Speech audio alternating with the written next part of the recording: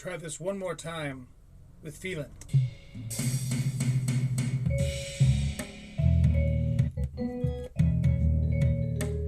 Okay, I think we're on. We had a bit of a false start there a second ago.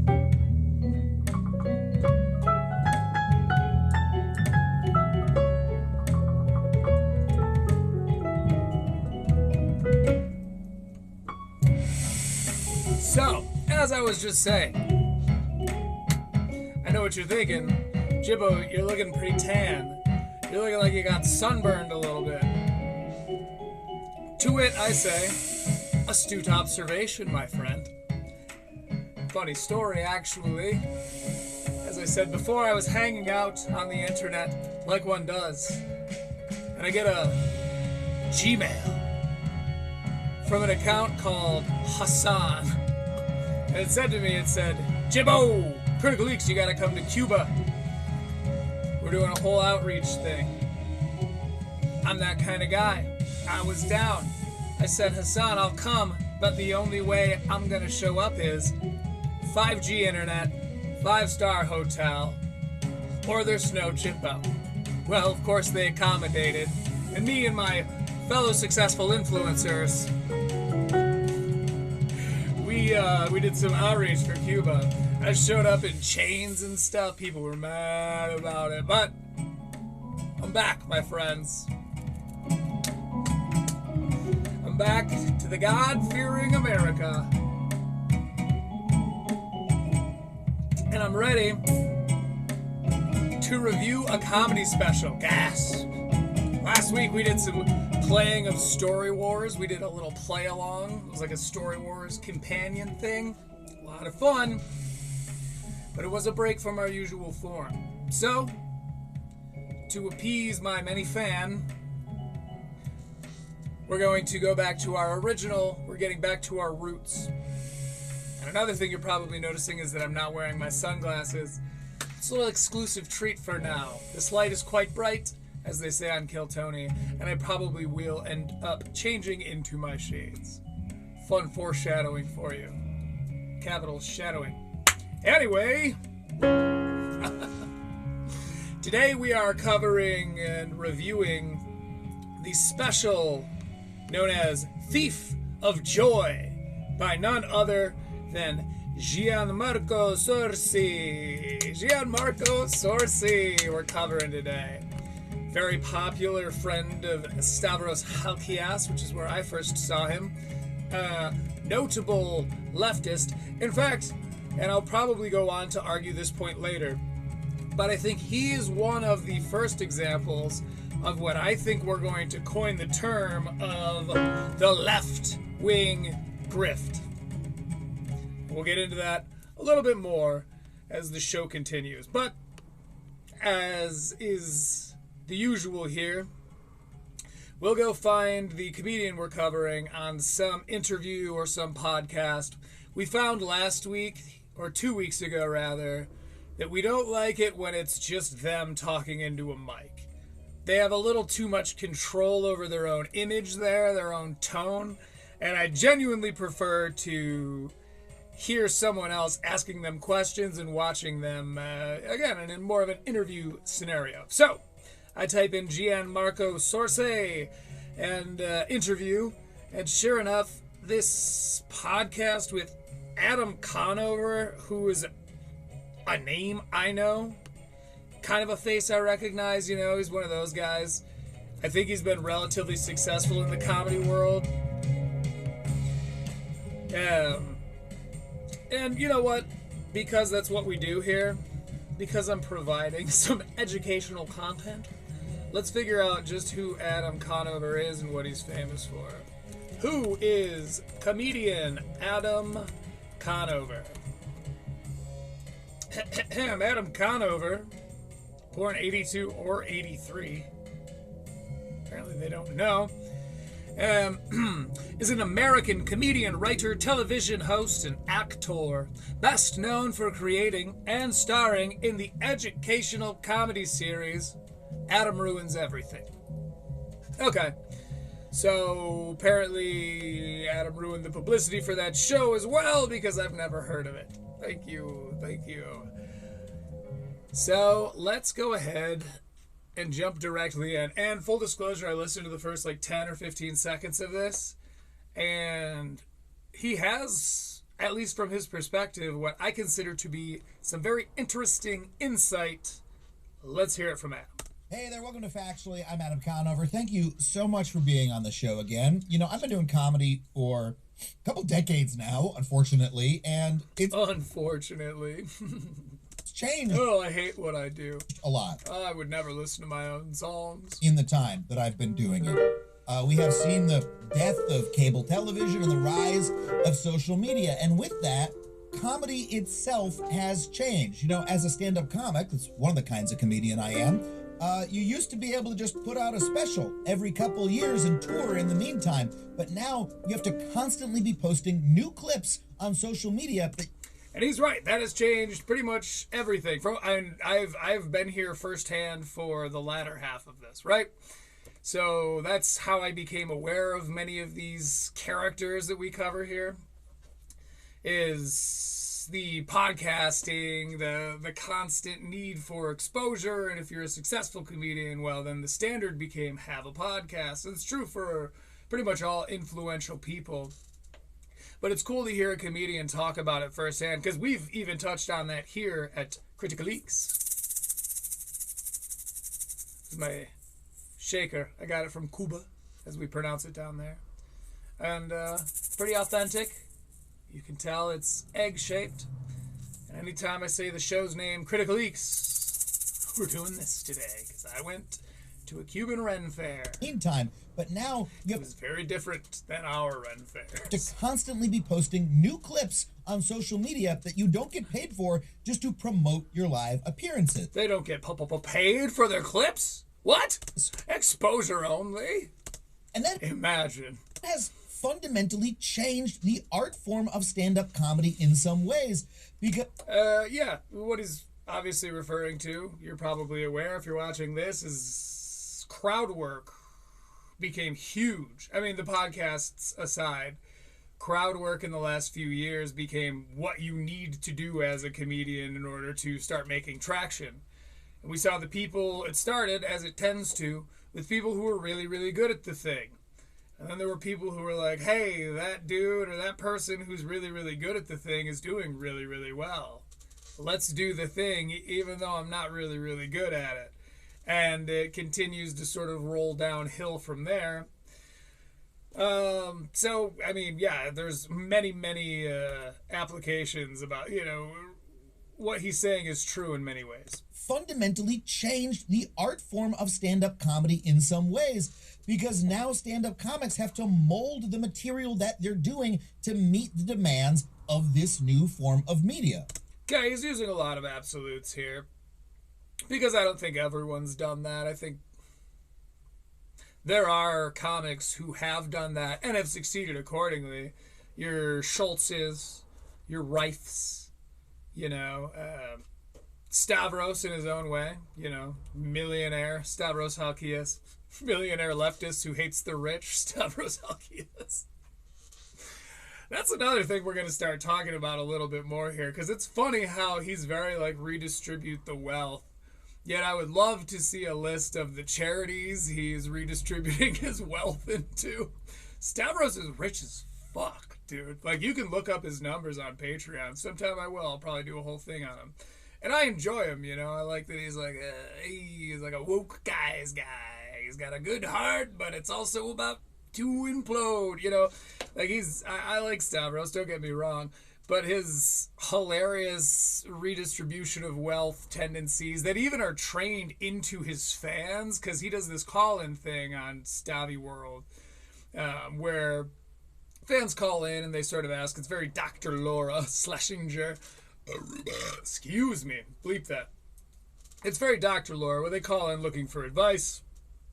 Stavy kind of King Solomon's them some wisdom. And everybody, you know, we all walk away from it more enriched for the experience, right? But it's funny because I've heard some of those people who call in who are like, don't get me wrong, I hate the rich, you know, I'm all about the redistribution of wealth, but my grandma did leave me some money. He like feels like guilty about not, giving his grandma's money away or something. I don't know. That cracks me up that they feel the need to signal that kind of virtue to someone like Stavros, who has a Patreon with thousands and thousands and thousands of subscribers, at least paying $5 a month. It's like, I'm sure you've eclipsed into the realm of wealth that you yourself have lambasted. But anyway, there are lots of people online who directly shaped their comedy to the fact that the internet, shaped it around technological developments, and that's what Adam Conover is talking about here. And that's called a clean landing. Likewise, the connection of politics and comedy have changed a great deal. It used to be that people would say that, like, conservative stand-up comedy doesn't even exist, whereas... ridiculous. Now, whether this was... it's just untrue. First of all, like, the most on-the-nose example would be the Blue Collar Comedy Tour. This whole mentality really, truly comes from the people like Redact, American Redact, who think that the people that like Kill Tony are the absolute bottom of the barrel human beings. Lowest common denominator.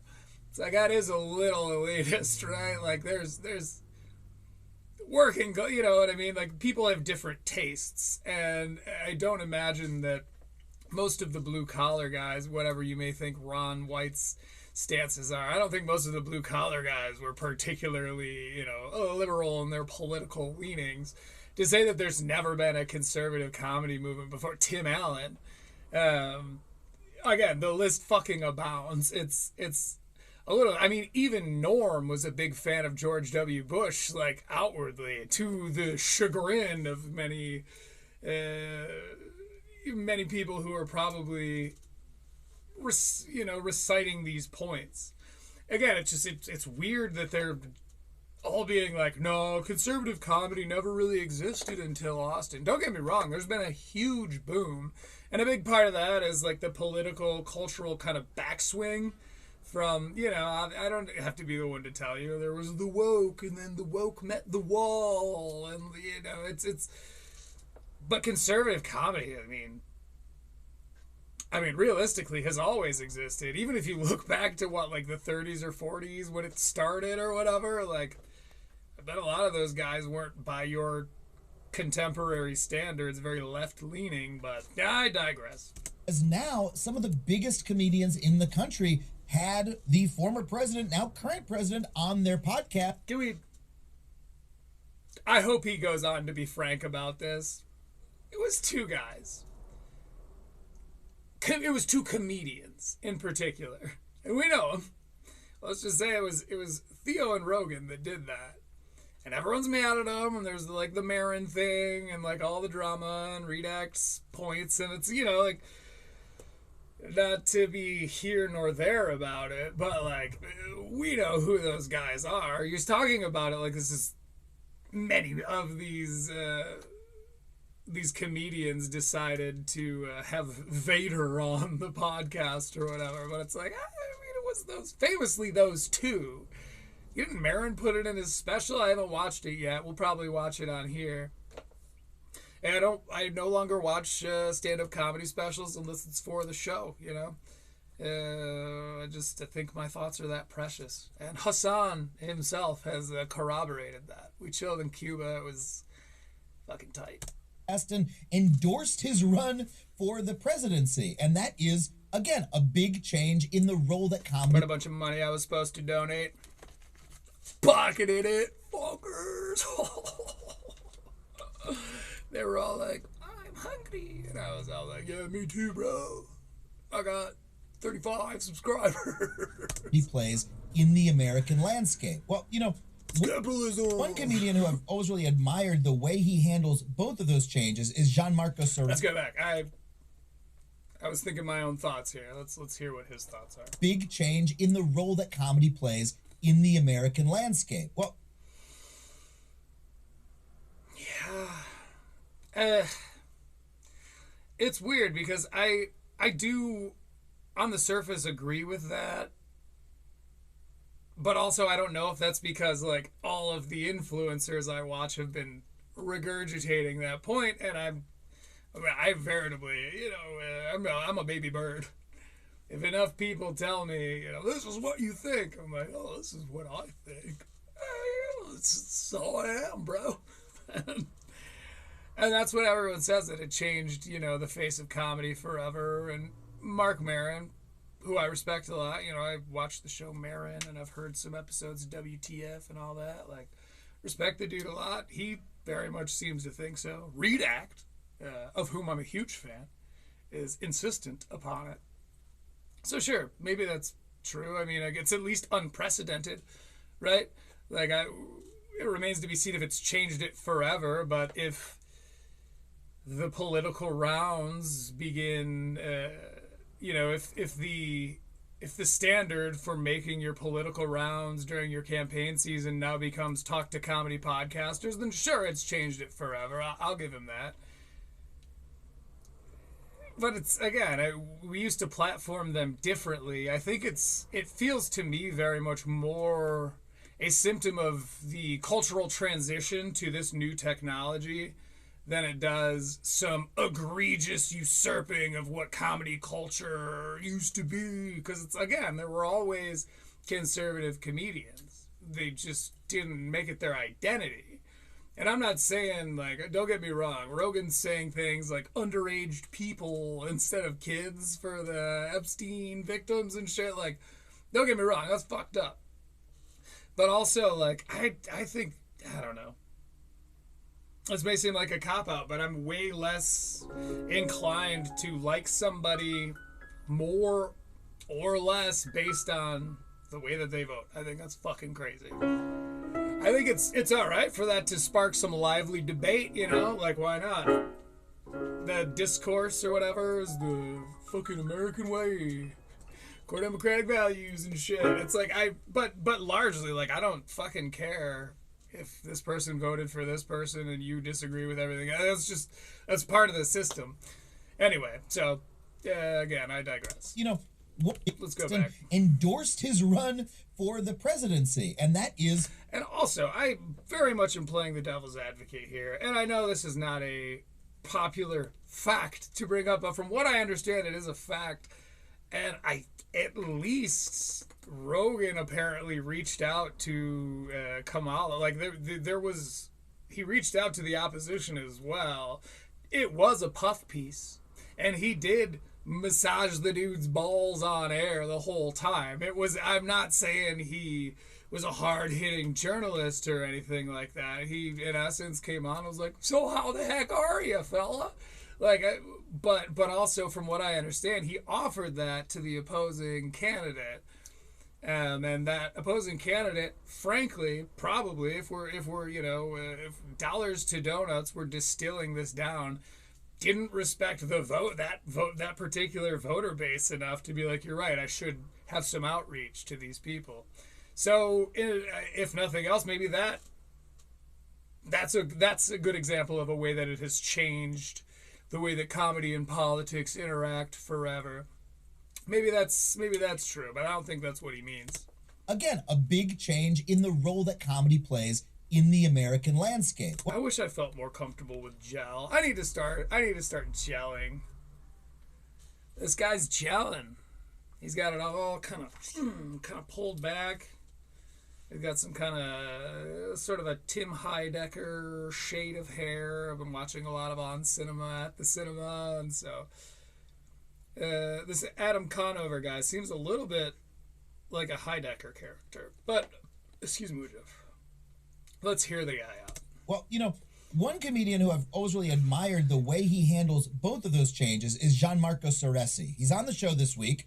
Yeah, that's convenient. If you're a comedy fan on the internet, you've probably seen his clips, his YouTube appearances. Yeah, you would almost say that it has shaped the way he does his comedy. His podcast, the guy is all over the place. He's incredibly funny. I'm really thrilled to have him on the... I find him very charming, to be 100% honest with you. It's one of those cases where it's like, I might not agree with everything I hear the dude, like, signal to us. Like, like, I might not care about the same things he cares about, but, like, He's a charming fella. It's like I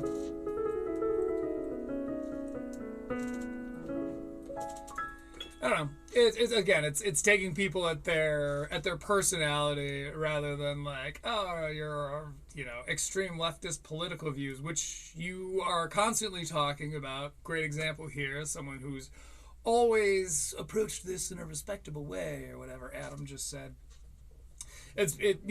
From what I've seen of him, that's usually what he's talking about. Spare when he's like giving people advice on Stavi World clips, but even then, like, I know what his political views are, and I think that's the only place I've ever seen him. So he makes it very much a part of his personality. And you know what? I'm so big, I don't hold it against him. You're welcome. Let's get back to it. The show this week to talk about how comedy has changed and how comedians can meet this political moment, if that's even something we're supposed to do. Meet this political moment. Well, first of all, Conover, my friend, I hate to tell you this, but that moment I think you're referring to has seemingly passed. People have already decided how they feel about it. Even me remarking on it is a little redundant. It's likely shadowing one influencer or another's points that got made 6 months ago.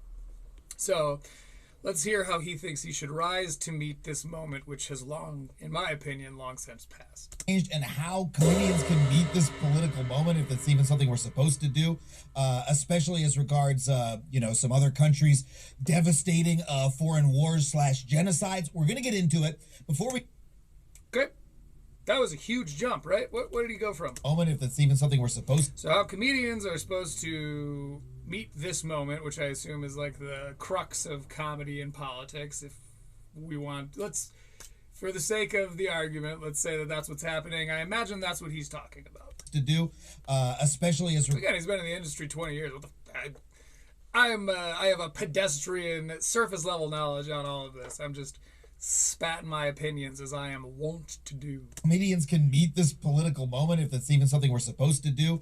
Also, I gotta say this, Conover got some pretty nice forearms. Got a big old vein coming up this way. It's changed, and how comedians can meet this... Now, the way he's working out with... political moment, if that's even something we're supposed to do, especially as regards, some other countries' devastating foreign wars / genocides. Isn't that a weird kind of shift? Isn't that a weird shift in tone? Didn't that kind of feel like he was like, and I know what you guys are thinking, don't worry, me too. Because he was very on subject the whole time until he realized he had crossed into some more political grounds and was like, and these are my views, just so you know, we still agree. My 922,000 subscribers and I, we're on the same page, which is probably fine. We're going to get into it. Before we do, I want to remind you, if you want to support the show and all the conversations we bring you every single week, head to patreon.com/. Ooh, good plug. Let's go back. I am going to run to the fridge real quick, but I'm going to leave his plugs playing because that to me is a funny experiment. If he'll copyright claim me on an uninterrupted part of his show, if it's his plugs, because isn't that like free advertising? Don't you know I'm playing to like a guy or two? If you want to support the show and all the conversations we bring you every single week, head to patreon.com/Adam Conover. $5 a month gets you every episode of the show ad-free. You can also join our online community. We'd love to have you. And if you want to come see me do stand-up comedy myself live on the road, coming up soon on October 5th, I will be at the Lodge. See? Adam, what say you? You're probably seeing this, or at least your copyright claim person is seeing this. It's pretty much just free advertisement. In fact, I'll take some money, please. Room in Los Angeles, California. On November 15th, I'll be at the Bell House in New York City for New York Comedy. Okay, so we're at this factually.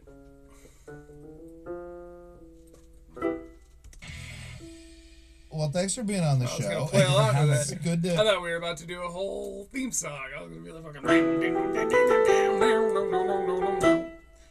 But there was no call for it. Good to have you here on YouTube to talk about what it's like to be a comedian on YouTube. Every comic I know is so upset all the time about what has happened to comedy. You. I love this guy's style. He might have been in Cuba with us. He might have been down there, old Cuba way. Me and Hassan and I, we had not shared rooms, but the ones where the door connects and there's two doors on each side, and it's sort of a trust exercise between friends. We shared a hotel like that. It was immaculate, of course. It was the only way I would come. But he's this Adam Conover guy. He's got a nice tan, particularly strong on one side. He's rocking the 5 head like yours truly. A good look, as far as I'm concerned. Inspires a man like me to use more gel. He's holding a pen, kind of like a cigarette, that's pretty cool. That's pretty cool. He's got a watch on. Also, it's a button-up, sort of floral-looking shirt. To be honest with you, I think Adam Conover and I pretty much have the same style. I have better taste in rings. You do well. You. Thanks, Adam. I feel like are doing it as better than most people. You've figured out how to do. He's doing it as better as most people. At all the time about what has happened to comedy. You do well. I feel like are doing it as better than most people. You've figured out. And to be fair, Gianmarco, which I think is just Gianmarco, as a fictionist, a bit of a fantasy writer, I respect the way you spell that your parents spelled John. That's cool. How to do comedy, honestly. I don't know if I'm upset. I always say, like, whenever people long for the Tonight Show with Johnny Carson or whatever, or those days where you could be seen and known and your talent would... This is a passionate little guy. I really like watching him talk. He's always very, like, into it. And he talks with his hands. And if you ask me, it's a man that knows what he's doing. Thrive, I go, that's because you're only hearing from the comics who got that show. Back in the day, in the different day, you did not hear from the comedian that the Booker of the Tonight Show didn't like. Yeah. Okay, fair enough. Yeah, I get what he's saying. Again, these are a little bit dated talking points. Kind of, but let's hear them out. A good point. You're not reading all the book. I think Gianmarco, if I had to guess, is probably exactly my age. Maybe a little younger. He's got a little gray down here. You know, I got one or two hiding in there. Unk, they call me, down in Cuba. The women who never got booked on the Tonight Show because they couldn't get booked at the Comedy Store. Right. Like, yeah, it's more fractured, but there were many problems back in that other day. Pretty based take. Guys might not like me using your word for a leftist, but that's based, right? You're saying like everyone's talking about how crazy shit is nowadays, but you know, people are seeing the past through sort of rose-colored glasses. Fair enough. It too. So I don't idolize the past. Yeah. I think it all sucks. Yeah. It was never great. There was that thing years ago where like the Letterman booker got fired because he just said, he's like, yeah, I don't book women. and they were like, oh, you're fired now. And he's like, oh, and they man, said it like that too, like you can't say that out loud. Like, Eddie, man, don't say. I don't think Gianmarco saw that particular clip. I think he believes it. I think it reflects his other beliefs. And so he's like, yeah, they were totally like, but that was a really safe take on what you think happened. Anyway, I'm nitpicking a little here, but he's a hairy guy. Name like Gianmarco, he's got that thick Italian fur. I don't book women. and they were like, oh, you're fired now. And he's like, oh, and they said, Gianmarco Soresi. Tell me that's anything but Italian. That's the most Italian name since spaghetti. Like that too, like you can't say that out loud. Like, Eddie, man, don't say spaghetti. Don't say that you're not doing it. Just do it. You know? Okay, let's go back. It's gonna be this is a 2-hour podcast, so we're just coming in here. We're dipping in. We already kind of know a lot about the guy. We know at least his politics, and clearly, you know, he's got some hot takes that I don't necessarily hate, right? So, but we can't do this forever. This is a bit of a slog, kind of a pat him on the back. Truly, and I know, just like the term woke gets thrown around and is a little on the nose these days, this virtue signaling is the same way, but what that is literally what's happening, and it happens all the time, whether it's on the right or the left, where it's like, oh, say, let's take it out of the context that people are used to hearing it in. And someone who's a little more right-leaning will throw out a joke or something and make a statement that's a little bit edgy but reflects kind of how they feel, or at least the type of comedy that they're into. And that's, in essence, signaling their own virtue. It might not be the virtues that the original virtue signalers agree with, but it is. It's the same thing where you're like, hey, I say this. Oh, okay. And then you're confirming that. And it didn't used to have a name. That used to just be called getting to know you. But I would argue that that's what we're seeing right now is a little bit of micro virtue signaling here. Yeah, I think it all. Well, we agree, right? Comedy's crazy and like everything's crazy, but it used to be like not better, right? We don't like the past. We just like it. Too.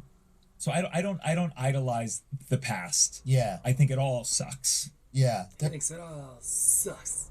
There was that thing years ago where like the Letterman booker got fired because he just said, he's like, yeah, I don't. By the way, any word on those mic cubes? I'm going to rely on you guys for this. I could very easily just type it in, but I don't want to. I want my friends to get to let me know what it is. Where do you find these little mic cubes?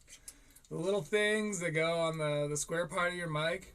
As soon as you guys tell me where to find one of those, I will look into ways to use my high-end audio equipment to improve the sound of the show. But the beatings will continue until morale improves. Book women.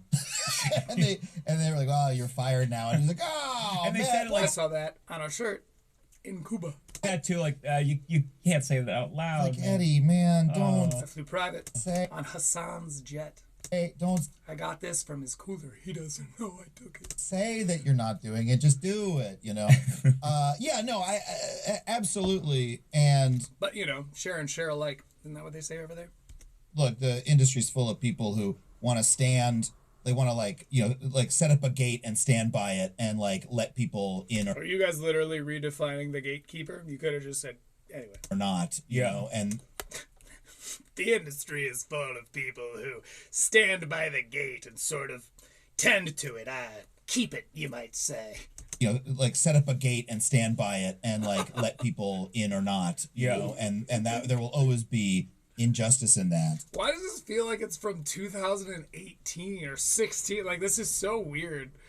They must both know, but, comedians, probably all podcasters, you do that. Excuse me, would you? You play a little bit of softball, You kind of huck it in, playing catch a little bit. Whether it's showing that you guys have similar beliefs and can get along and you can start making, statements on those beliefs or, whatever the case, they're just sort of slow-balling back and forth to one another. And I think that's a little bit of what we're seeing because this is genuinely, this is some fucking dated conversation, boys. People in or not, you know. And if you're hearing that on Critical Leaks. And that there will always be injustice in that. Oh. Recurring bit, you see. But it's Did you just burp, Adam? What the fuck was that? always be I did it, but say excuse me, fella. injustice in that. But That's disgusting, Adam. that there will always be injustice in that. But to some extent, I'm still like, What the fuck just happened to you? well, at least You don't sound like Rick Sanchez, man. You sound like you had something you maybe should get checked out happen to you. it used to be like a person. Like you could fire Eddie. You can't fire the Instagram algorithm. Sure, I don't disagree. I don't disagree. Oh, okay. So here's some fun facts we're learning about Gianmarco. I know it's Gianmarco. I will say Gian. Pronounce my name however you feel. Critical. Critically. In the parlance of your people. Gian is a little bit, I think, of a contrarian. Adam's kind of sending his vibe, and Gian goes, well, yes, but And there are some people where that's the only way they know how to stay conversationally relevant. Where if they're not yes butting people, they're yeah, but which isn't important. Like any good conversational tool, it's an important tool for any conversationalist to know how to use. Yeah, well, but one thing I'll say is that I think Gianmarco makes a little bit of a personality out of it. Now, this may be one of those classic Eeks reaches, but what I think it is an Eeks fact. Come back to me. I can do better. To some extent, I'm still like, well, at least that used to be like a person. Like, you could fire Eddie. You can't fire the Instagram algorithm. Sure, know? I don't disagree. It's just like, yes, but I was an actor before I was a stand-up comedian. Like, I went to college for musical theater, and to be fair, Gian, if you're watching this, I am a drummer, so it may make as much sense to you. This is my drum. I very much felt the gates being closed in my face as an actor. And I mean in the sense of like, oh, are you gonna say it? Are you gonna say the fact that you're a cis white man? Couldn't get enough auditions to even find out if I could get in there. And came right up to it, didn't you, man? I mean, it was like a well-known fact. Like, even me saying it, it's funny because I come off like some sort of conspiratorial red pill guy when I bring that up, but I'm not. I mean, like, that was just like, that was what you did. And if you had like a white male lead who was straight, then they weren't taking it for a while. And don't get me wrong, I think that's kind of walked back thanks to people like Nerdrotic and videos like Black Snape. If I wasn't certain that he's probably, ironically, quite litigious and petty with his copyright claims, that would actually be a fun one. Ex-convict Nerdrotic, seeing how petty he is using the law. Because I would love to play Black Snape on this.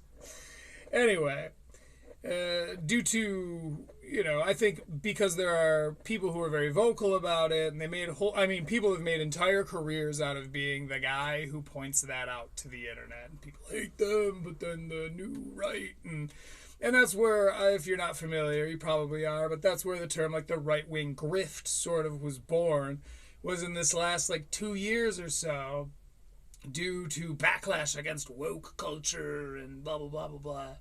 There were lots of people who were lots of comedians in particular, is who I'll speak to, who were like, no, not me, man. I'm based, and we saw, with Kill Tony really flaring and sort of erupting, and we saw a lot of comedians watching people like Joe Rogan and Tony Hinchcliffe and Theo or whatever do those things with the president and be involved in the conservative movement, and then gain all those, wanton conservative followers. And then they started kind of playing the no, me too, man. Oh, I don't whatever. Rape's fucking fine with me, and I don't the trans. Ew, right? The trans. So that's and then ironically, just like it tends to do in this pendulous nature, it swung kind of way over here, which to me is right, called stage right. And then now you're starting to see guys who noticed that and got in front of it. And started, and I'm sure these are actually his views, but as a comedian, he knows that, it was a little bit controversial for a while, but as that pendulum begins to swing back, and it is, I'm sure you're seeing it too, he's going to be one of the guys, again, doing the left-wing grift, whereas this thing starts to swing over this way, we're going to get more and more dudes who are like, what's with all these Austin comics? The only thing they say is they hate trans and the gay people. And it's like where there is a degree of truth to that accusation, we're gonna start seeing people making that accusation in bad faith. Methinks. Get enough auditions to even if fucking 2024 taught us anything, then that's what we're about to start seeing. Find out if I could get in there. And maybe lack of talent, maybe not good looking enough, whatever. But I love so much that he's not even factoring that in. Because that's crazy. It's crazy because that was a thing. It arguably still is a thing. There's some holdover from that, and we're still seeing it. That's why you haven't, that's why you'd be hard pressed to find a protagonist who, even in vague, shade terms, resembles Gianmarco in any way. Like, it's crazy that that's what I think these conversations take place in bad faith a little bit when people aren't willing to look at, like, even if they've chosen a side, which fundamentally I disagree with, but sure, you've decided that, like, whatever this side does, I'm in. And even if they do that, I don't know, it seems to me like such a bad faith argument to not look back at what, like, okay, you've decided your party with this movement, right? So can't we talk objectively about the effects that happened? And I mean, it would not be hard to comb through the cover shots of movies between 2011 and now, and I'm certain you would notice some differences. Fuck it, bring it all the way back to 2006 so you get a little bit more of that pale palette part.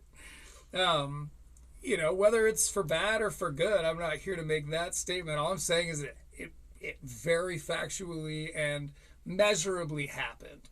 And so for him to be like, I couldn't even get in, like, at an audition, and maybe that's because I'm, like, not talented or, like, good looking enough. It's like, what factors are you skipping, Gianmarco Soresi? Felt what it was to Soresi. Be on the other side of the gatekeepers so intensely. Even that. The approach to this with a dichotomy is, it shows that he knows what the fuck I'm talking about right now, but he's avoiding saying it, and at best we'll just chalk it up to him throwing that softball back, that softball of virtue back, giving him a nice high arc. Ooh, go ahead, let it fall right into the glove, because that's hilarious. Again, you want to talk about dichotomies, and maybe lack of talent, maybe not good looking enough. Not that I'm, like, a white guy who likes women. It's just that, like, whatever. But I felt what it was to be on the other side of the gatekeepers. So and then right there, he almost contradicts himself, being like, but I was on the other side of it. I don't want to say why or what that gate represented and who it was keeping out, but I was over there.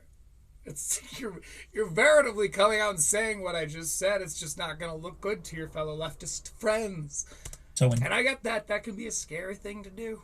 Intensely? I do have friends that I'm like, boy, I better shield some of my... not all of them I tell about critical leaks. Let's just say that. So much so that I pivoted careers. And... He's inhibited careers. Let's go back. Whatever, but I felt what it was to be on the other side of the gatekeepers so intensely. So much so that I pivoted careers. And... He pivoted careers, he said. My bad. I look at good faith. What I've been able to do with the chaos that is social media, and I go, of the two, I prefer the latter. At least I can do something. Yeah. Sure. To be honest with you, again, pretty based point, right? Adam was like, shit's changed so much, and Gianmarco, perhaps his point being born from some contrarian take, but regardless, he landed on something sound. He's like, yeah, it has changed, but I have not only benefited from that change, but I prefer it to the former. And it's, again, whether you guys who are, whether my red pill friends or whatever can hear it this way, that is exactly based. Like, from what I understand the word to mean, he's not outright using the same phrasing you might use, but he's saying the same thing, and let's give it one more listen. And I look at what I've been able to do with the chaos that is social media, and I go, of the two, I prefer the latter. At least I can do something. Yeah. You know, and I Also, Gianmarco might be like a runner or something. This dude's got that like wiry, shredded build. think like it has deteriorated so many things and stretched everyone out too thin, and maybe made it harder for talent to rise to the top. But it allows you, if you have a work ethic, to at least get a shot. What I like about the way you do it is you at least do it joyfully. So Conover's a good host. That was a good, like, sure. Let's keep this moving. The top, but it allows you, if you have a work ethic, to at least get a shot. what I like about Okay. Before we let Adam go on about what he likes about this, what I like about this in particular is that Gianmarco very, very clearly knows how to cultivate a clip. Clip farming, right? He knows how to harvest that shit.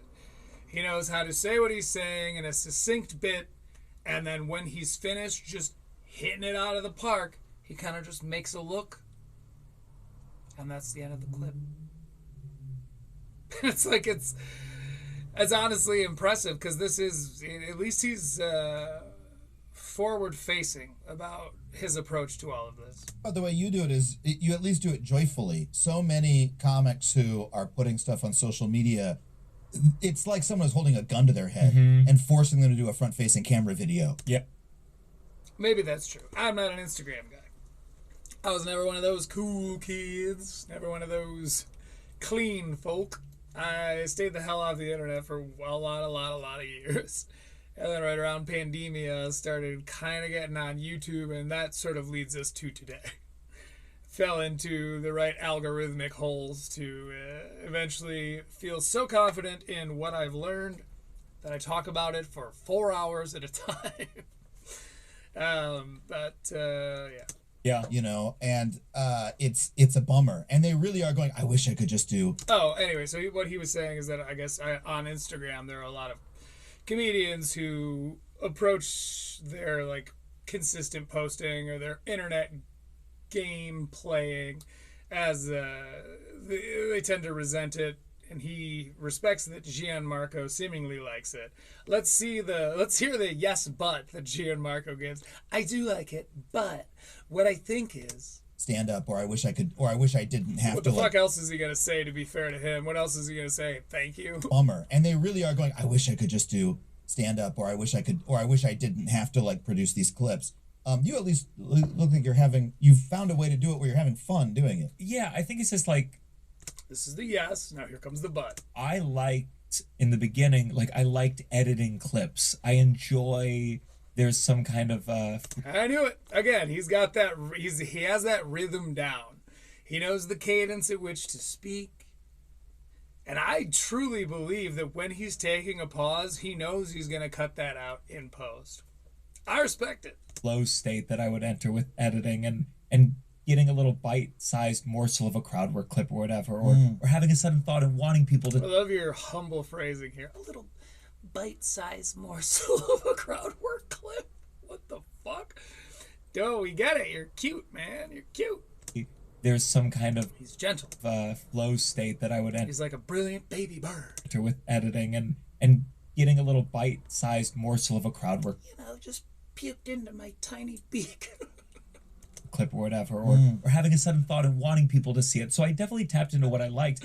Did I like Man on the Street? No, I cried. It was awful for me. It wasn't in my soul. I hate doing Man on the Street. Oh, That's cool. I respect dudes that admit publicly that they cry. That's cool. it's the I don't think I've cried on this show yet. I probably will. feeling of I can never even bark people into shows. I just go, I am being such a burden to this person. They do not want I'm to talk so to me. sorry. He talks like a Midwesterner as far as that's concerned.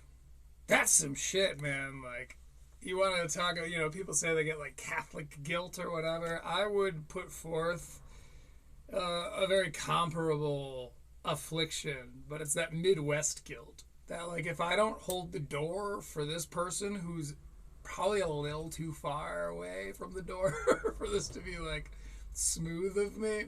If I don't hold the door for this person, it will keep me up tonight. I will literally go, shut it fucking down. It's Midwest politeness, and it's a plague. But I don't know. We'll see where Gianmarco's from. Maybe he was just raised right. Yeah. Yeah. The feeling of impoliteness, or like I'm tense with an audience when I get the sense the audience doesn't want to be there. Like, Sure. Oh, are you? Fucking bold take. So if I'm speaking into a microphone, which is plugged into a PA system, magnifying my voice to a group of people that doesn't want to hear it, call me crazy, I feel a little uncomfortable. Oh, no fucking shit. Ambush shows I would Not all of us have 922K. start, I would do starting out where it's like you're in a bar and a show starts and the people who were in the bar didn't know there was going to be a show, and they're just annoyed that someone set up a microphone. That means you're bad. Like that. Like, it's coming from a musician, and sure, people like to hear music more than they like to hear guys like Adam talk. But that's your opportunity, especially if what you're describing is someone that doesn't have fans or someone that has very few fans. That's how you make fans. We used to, there's this bar that we used to do open mics at that also served pizza.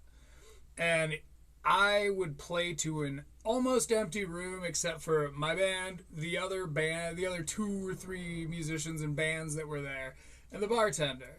But the way I could tell if we were nailing it, the way I could tell if we played a good set, was we'd be up there and I'd look out and I'd see somebody grabbing a box of pizza because it was to go. But then they sit at the bar and eat the pizza. That's how you make a fan. But I guess I don't need to tell Adam Conover with 922K how to make a fan. Vibe is dead. I get that it feels weird, but the point is like, no shit, it feels weird.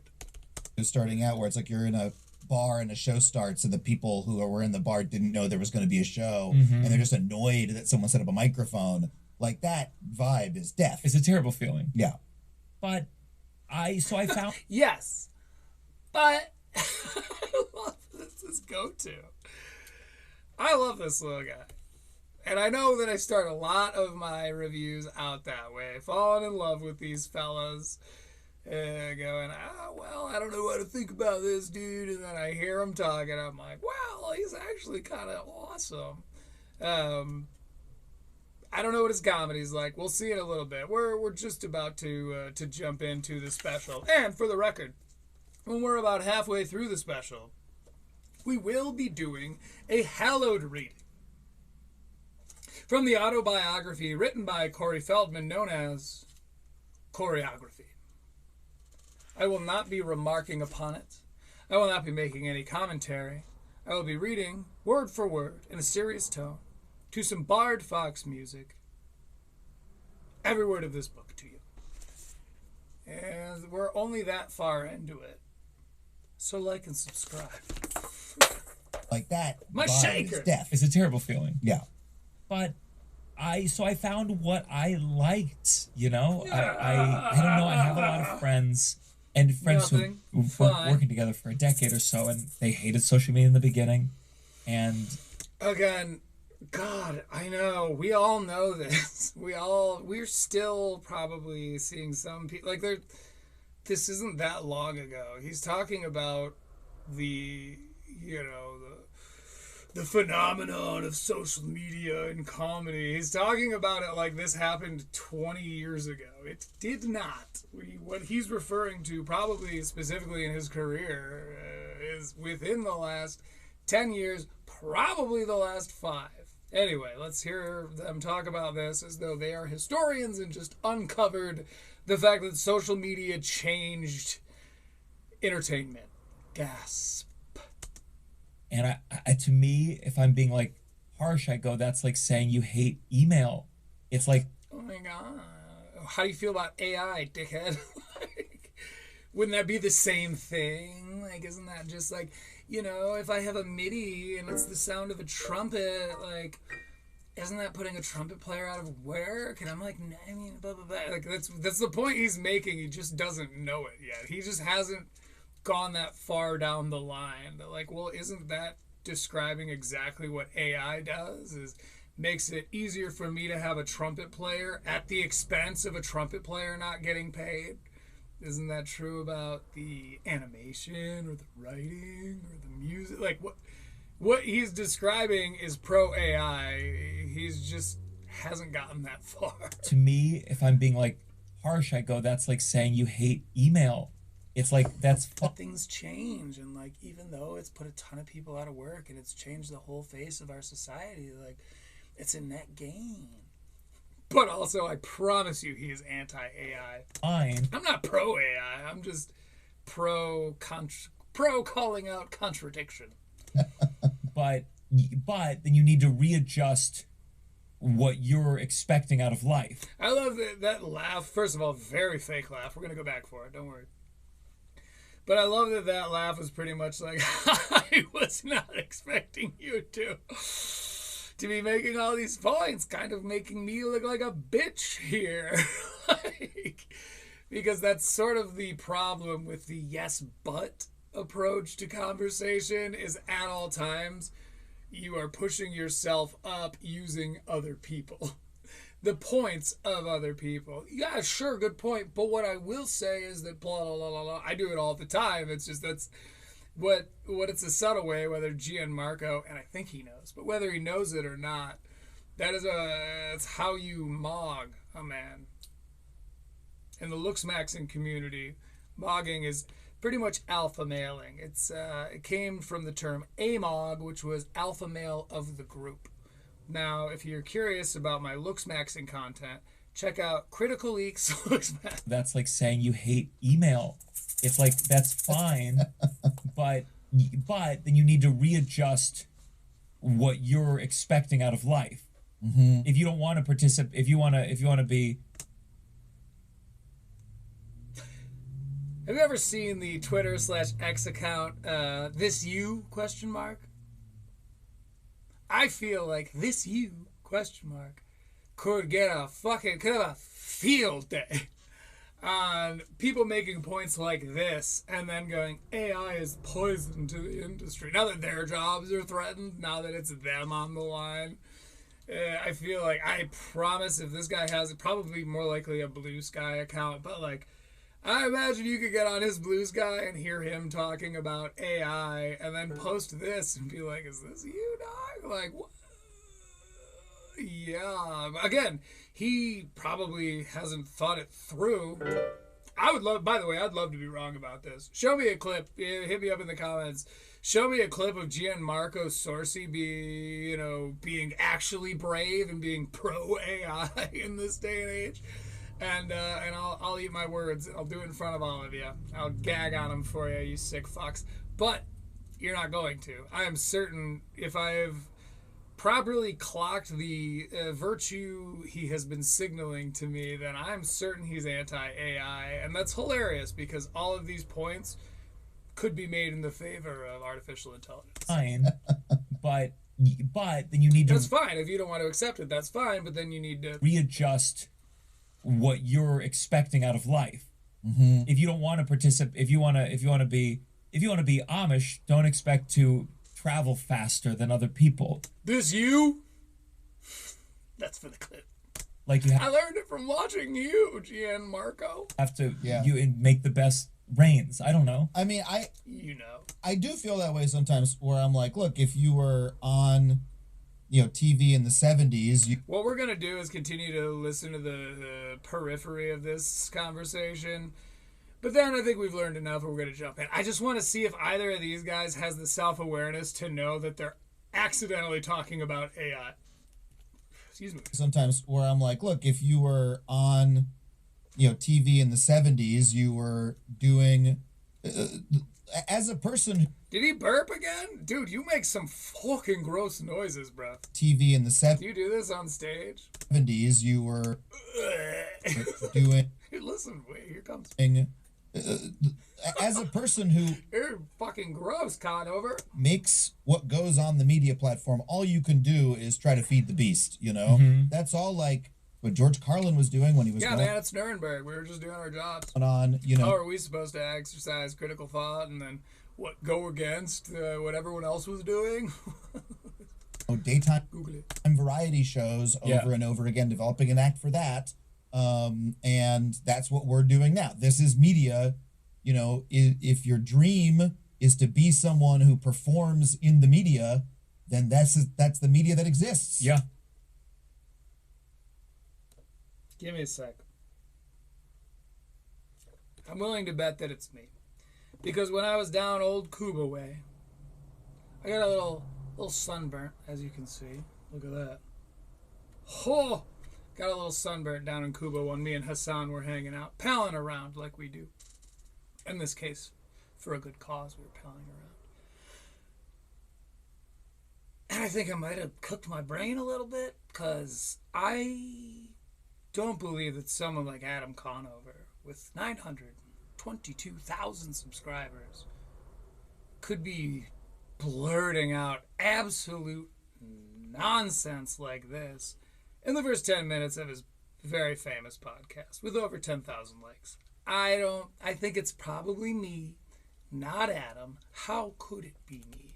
Let's go back like 25 seconds and let's hear Adam out again. Let's pay attention to every word. Please. It's what we do here. We're good faith here at Critical Leaks. By the way, I hope you like the new light. You know, TV in the 70s, you were... If you can't see the new light, that's fine, because I realized recently that there is a term which applies very much to our show, because I only have our source that we're covering in audio, and that term is second screen friendly. So you're welcome to mow your lawn or trim your garden or do a third outside task if you'd like, because you don't really have to see what's going on here. But if you are watching, I'm sure you appreciate the new LEDs I have for my backlight here. We're improving the show every single week. Doing as a... What is happening to Adam Conover? All right, we're going. You know, TV in the 70s, you were doing... as a person who makes what goes on the media platform, all you can do is try to feed... You can talk to David Camp. I don't have a pretty voice, but like, come on. I'm not a guy who's a... beast, you know? Mm-hmm. That's all like what George Carlin was doing when he was going on, you know, daytime variety shows over and over again, developing an act for that. And that's what we're doing now. This is media. You know, if your dream is to be someone who performs in the media, then that's the media that exists. Yeah. This is social media. And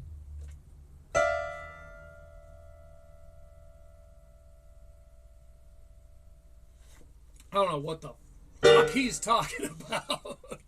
All right, here's what we're going to do. We're going to put on a little more raspia music by Bard Fox. I'll let you rock out a little bit. I need to go take a piddle, grab another drink.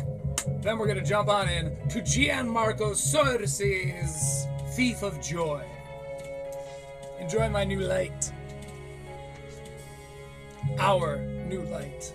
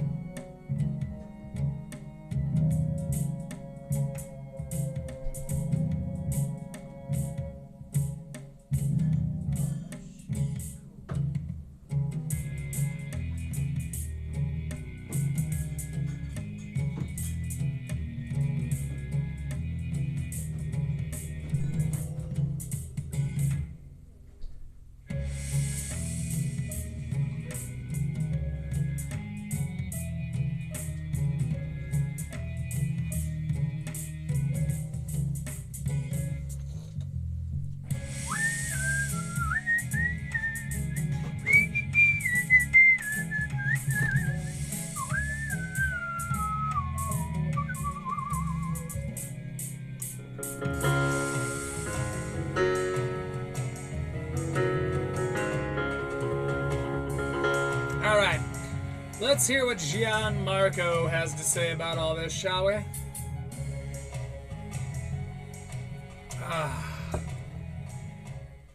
Gianmarco Soresi's Thief of Joy. Let's hear him out. I come from a fucked up family. Okay. Cool start, relatable start. You know, we feel like we can all kind of get behind that. Let's hear it. And I know that doesn't make me special in Okay, self-awareness. I like that. this room.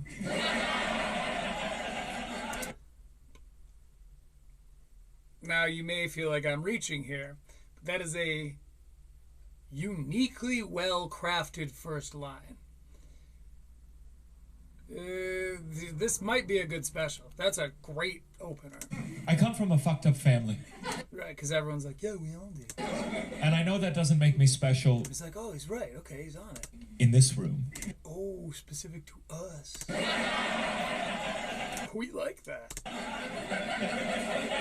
I imagine most of you come from fucked up families because think about it. People from healthy families, they're out there. He's doing hypnosis voice. But in any case, his subject matter bangs for an opening line. Now, to be fair, we didn't watch him come to the stage, so we don't know that this was his first line. This, you know, could have been a couple jokes in, you warm up the crowd a little bit, and then, you know you're filming a special, so you do a couple of, like, warm-ups, softballs, so to speak.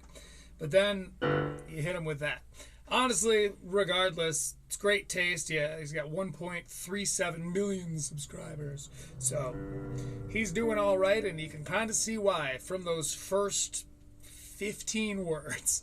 That's, it endears you to the audience while showing self-awareness to your own flaws, which is probably a setup to the kinds of stories he's going to be telling. They're probably very family-oriented. And so you're kind of setting the tone for the story you're about to tell while simultaneously endearing yourself to the audience. And more than just like being like, hey, you know, I'm a likable guy. He's being like, I'm one of you. And the icing on the cake is by going, normal people, regular, like well-adjusted people are out there, and that is a fantastic, you know, it's just as dramatic as a save the cat moment as it's a creating a common enemy. You know, not so radicalized as like, yeah, we hate them, but you're going, hey, we're all the same, and those people out there, they don't get us, but I get us. So listen up. Laughing with their friends. But no, not you. You need They're all outside laughing with their friends. a professional. Okay, that's cool. Yeah, really very solid line. And we're starting to get the title card kind of fading in here. Thief of Joy with one of those like trashy MS Paint bundle of roses. You know what I'm talking about. And like thorns, like it's from some cheap tattoo shop in the 80s or 70s. Like, I don't, okay, this was an interesting move. Soresi, was this you? But here's the thing. When you're a kid, you don't realize your family is fucked up because that's all you know. But then there's a moment. There's a moment where you realize everything's not quite right. And for me, it was 7th grade. I was at my friend Kevin's house for a sleepover. I had a friend named Kevin in the 7th grade. Me and Kevin, we were playing video games, having a good time. I played video games with my friend Kevin in the 7th grade. Suddenly, Kevin's dad walked in the living room and was like, hey, who wants to see Pirates of the Caribbean tonight? And then Kevin's You were in the 7th grade when Pirates of the Caribbean came out? I am older than your ass. mom ran in and was like, You little baby. absolutely not. That is way too mature for their age. And Kevin's dad was like, Don't you know that in that movie, Keira Knightley yells, Fire! but I really want to see Pirates of the Caribbean. And Kevin's mom was like, I think you'll survive, Kirk. And then my friend Kevin was like, I am so sorry you had to see that. Oh, I see. Because like that to him, to Kirk. Oh, okay. Wait, wasn't it Kevin? Kevin was like, Oh, yeah. I am so sorry you had to see that. Yeah, he's saying because what he grew up with was way crazier than that. Which, to be fair, that's true for everyone. There's no way that no one's parents, but okay. Let's hear Gianmarco out. He seems to me to be a very talented writer. And a very physical performer. As you know, I will do my best. If the physicality is the punchline directly, I'll do my best to act it out. But if you're listening to it, just picture that he's being quite active. Again, he speaks with his hands. People say it's an Italian thing. That was the healthiest disagreement I ever heard in my life. Okay, yeah, see. My parents got divorced when I was 7 days old. So, Oh, well then you're fine. What are you fucking talking about? like most kids, my first... What you should do is have a couple of parents sticking it together for the kids who hate each other. Now that's funny. First word was mama, but my next 5 were told me to tell you. Because divorced parents. My mom's been divorced twice, my dad's been divorced 3 times, and I have 4 younger half-siblings, so 2... Hold on. That's a fucking lot of math. His mom's been divorced twice. His dad was 3 times. 4 half-siblings. Okay, total. go back. Been divorced twice, my dad's been divorced 3 times, and I have 4 younger half-siblings, so 2 total. Oh, because they're half. I get math. He's sort of standing there waiting expectantly, kind of looking at the audience. He's a hell of a performer, man. I can within the first minute and 42 seconds, I can see why he's so popular. And I'm 36 now. He's a hell of a performer. And a lot of people... And I'm 36 now. And a lot of people think that certainly by 36... Fuck, we are the same age. Was I fucking 7th grade when Pirates of the Caribbean came out? You should stop blaming all your problems on your parents. Well, riddle me this. If you were in a building with a fucked up foundation, would you feel safer on the 36th floor? Let's go back, because there's more math here. Stop blaming all your problems on your parents. Okay. And a lot of people think that certainly by 36, you should stop blaming all your problems on your parents. Okay. Well, riddle me this. He does like a dramatic turn, and then the camera cuts to him. Whoever directed this is good. I'm already enjoying it. If you were in a building with a fucked up foundation, would you feel He's leaning over his stool and safer I like his style so far. on the 36th floor? Yeah, so people tell him to get over it, but, think about it like this. If you were in a building with a fucked up foundation, would you feel better on this 36th floor? Pretty good analogy. Yeah, I don't think so.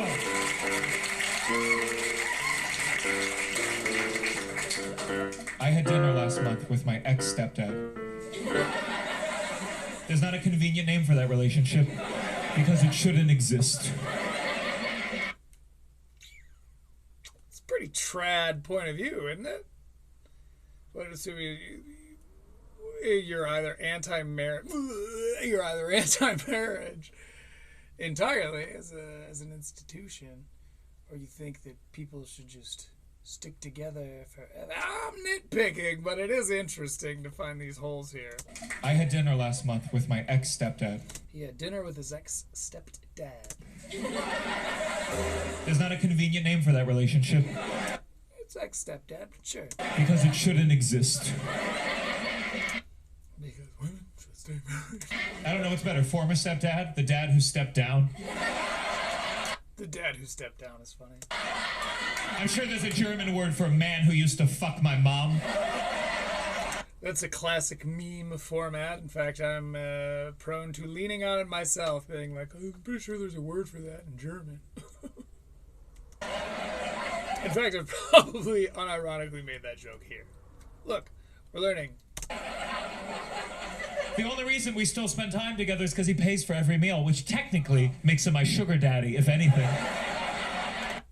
Okay. What a turn of phrase, yeah. But it gets uncomfortable because the only thing we really have in common is a bad relationship with my mom. Okay. Clever. Very New York clever. I remember once in high school, my stepdad was driving me. They must have just had a fight or something because he was like, oh, how do I make your mother happy? But at that age, the only thing I knew about women came from the internet. So I was like, I don't. What age? Like, how are you 36 and talking like you're a Zoomer? This is weird. We had dial-up then, dude. Like, I'm also 36. Oh, shit, I revealed. I'm also 36, and it's so weird to hear these guys talk about, because they'll do both. They'll either be like, when I was a kid, we had VHS till I was 28. Or they'll be like what Gianmarco is doing, which I think is pretty clever marketing now that I'm saying it out loud. But I think he's trying to appeal to the younger audience, the younger generation. Because what I learned was from the internet. It's like it did. So what in the first 13 or 14 years of your life were you learning from? Or are you rich as fuck and had good internet before 2004? Like, even then, like, dial-up, that was just flashy dial-up. That's a weird move.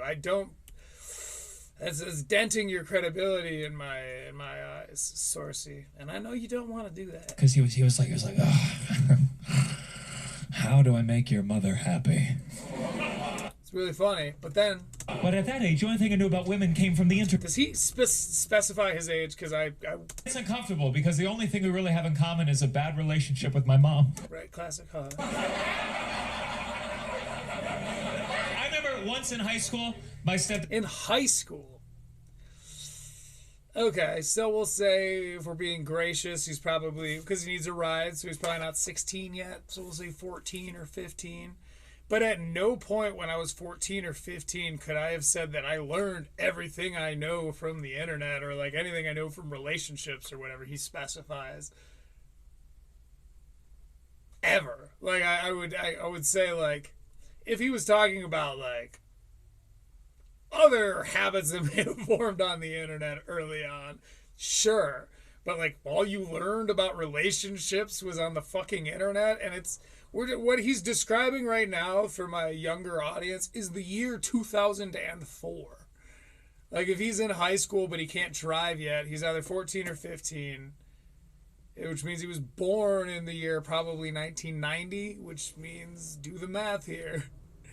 By 2014 or 15, by 2004 or 5, he's 14 or 15. So we weren't on the internet like we are, like everyone is now. That's just, we had it, and some of us, might have used it a lot, and you getting on rotten.com or whatever. Like, there were some formative memories, don't get me wrong, but to make the claim everything I learned about relationships was from the internet, where? Chat rooms, because that's still a thing people said. It wasn't forums at the time, it was chat rooms. Because the only thing we really have in common is a bad relationship with my mom.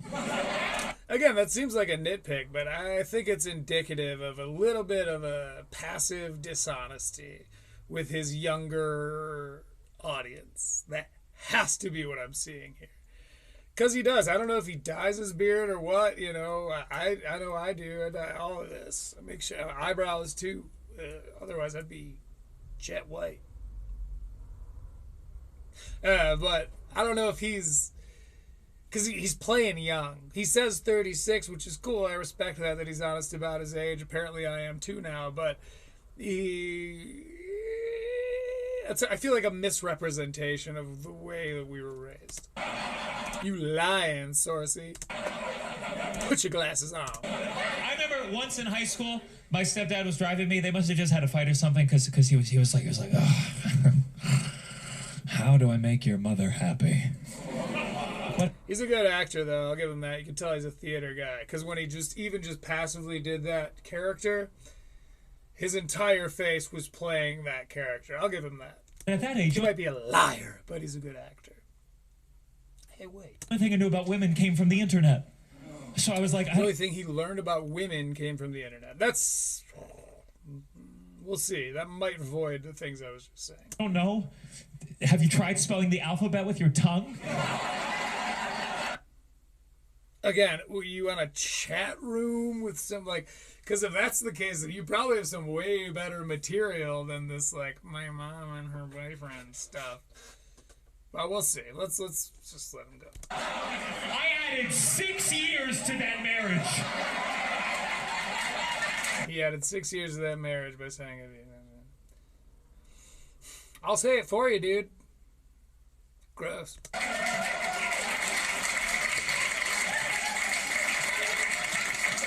They're stoked on that. But they're divorced now. And now my... Okay, that was, I think, maybe... Well, no, because he had already told that part of the story, so it wasn't one of those juxtapositional reveals where they'll say something and then pause a long time and then say something that's completely out of left field. You know, that it could have been if he hadn't already revealed to us that they were divorced because he knew it was his ex-stepdad, or we know that it was his ex-stepdad. So, all right, no points deducted from Soresi Puff. Honey harm. And if you know what I mean. Just in case you want to fuck my mom. She went on a date with a guy recently. I asked her, how'd the date go? She was like, let's just say we're physically compatible. Oh, God, no. This is the kind of noise that makes Adam Conover puke into his mouth. I was like, let's just... That's what I feel about it. Say fine next time. How about that? And then she asked me, how's your girlfriend? I was like, well, she's a squirter, but we're keeping afloat. Two can play this game, mommy. Okay. Weird take on going blue, but sure.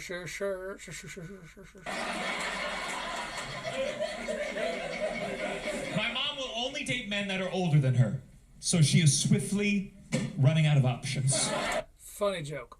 I mean, that you could put on a pop star. I don't, like, that's clearly his. He's speaking from his own voice very, very clearly, but that's a Gianmarco original you could put on a popsicle stick. She complained to me that her last boyfriend couldn't get it up. And when I met him, I realized she meant his whole body. What? She was seeing this one guy. I really... Because, like, he old?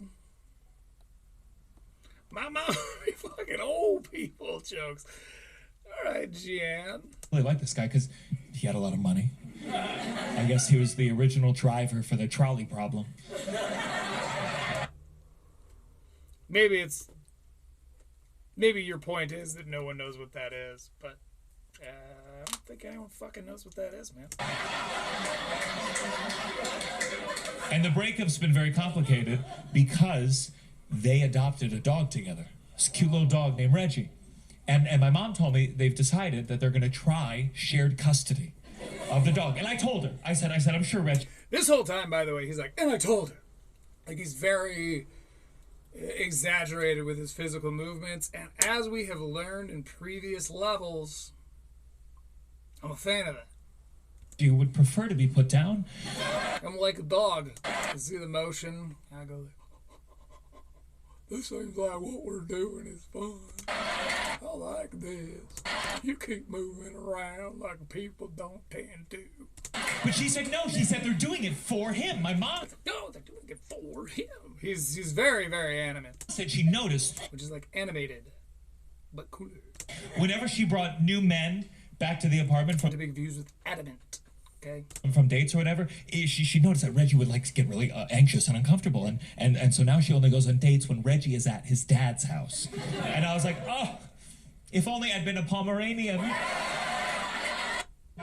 Oh, because his mom goes on dates even though he's not at his dad's house. Okay. Excuse me, which I feel like this material probably kills over coffee with his mom.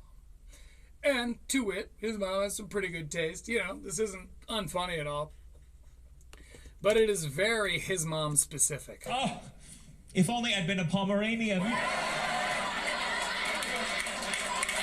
What do you mean? Oh, come on, Gian. That's not, you know what I mean? Clapter. Clapter's not bad, but too much of it is not a good thing. My father dated a lot when I was a kid. So much, he had a trick. Whenever... Okay, so I'm going to point this out, too. Gianmarco has, what I'm noticing, is a tendency to cut the audience off a little bit. And that feels to me very contemporary to the way that people edit YouTube videos or TikToks probably, where they'll like cut off the end of a sentence because you already know like what that word is, so they'll cut it off quickly. I think that's maybe what he's doing to kind of cultivate that same editorial feeling, because he's not letting the laughter die before he jumps in. Listen to this. This is the second example of this. Still rolling. My father dated a lot when I was a kid. So He's talking before they're done.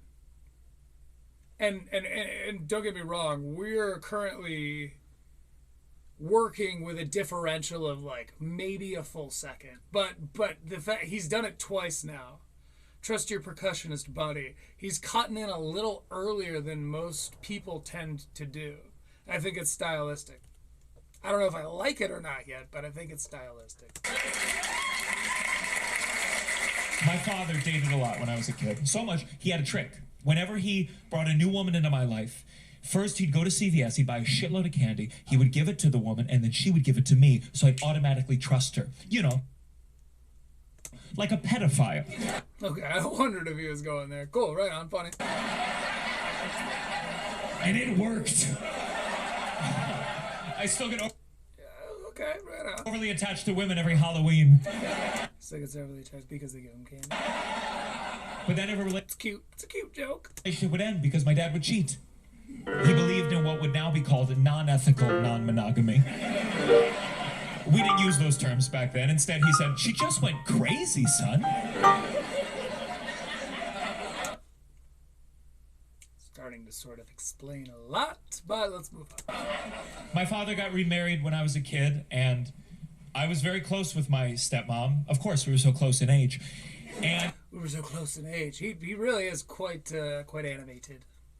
it's not like we didn't stay in touch after the divorce, but a couple years ago, I was at a grocery store. I turned Seemed like a hard cut, but go on. to the cereal aisle. There was my ex-stepmom picking out cereal with this little boy. And If only you were a Pomeranian, right? it felt like running into an ex-girlfriend. Honestly, I was just like, Belinda. Okay. Belinda's a crazy name. But also, when I was down in Cuba, I met a person named Bernadette. And I didn't know Bernadette was a real name. Who the fuck is this? And she said, "This is my son, Tommy." I was like, "Hey, buddy. Does she still wear the macaroni necklace I made her?" Correct me if I'm wrong. But this sounds very familiar, right? My go-to is Always Sunny, and it feels very much like an Always like, hi, oh, hey, who's this? Like they're doing the whole like we ran into exes at this grocery store thing, but it's actually about like stepkids. I can't place it, so no points deducted. But doesn't that fucking feel familiar? Don't you like remember seeing this exact scene? Who the fuck is this? Right. And she said, "This And is it's like for juxtaposition, or for, subversion of expectation. It's like a little cute kid who's got like a lollipop and a little spinny hat or something, because like, why could you be mad at him? And isn't that funny? Like, my son, Tommy." I was like, "Hey, buddy. Does she still wear the macaroni necklace I made her for Mother's Day?" that feels like a veritable quote, but maybe it's one of those. Again, I can't place it. Or were you just pretending it was beautiful so you could fuck my dad? I hope you like sloppy seconds, you little bitch. Yeah, it's pretty much shot for shot. I don't think this is gonna work, but I'm gonna try it. Exes and ex-step parents bit. Let's see what AI has to say about this. Oh my god, this is hilarious. AI does not understand the question I half asked. Dealing with ex-partners and former step-parents involves navigating complex emotional terrain, boundary setting, and potential high-conflict scenarios. Key themes include managing overstepping, maintaining consistency for the children, and handling the loss of relationships within a blended family structure. Of course it does. It's not what I was asking, but it was informative nonetheless. That's fucking from something.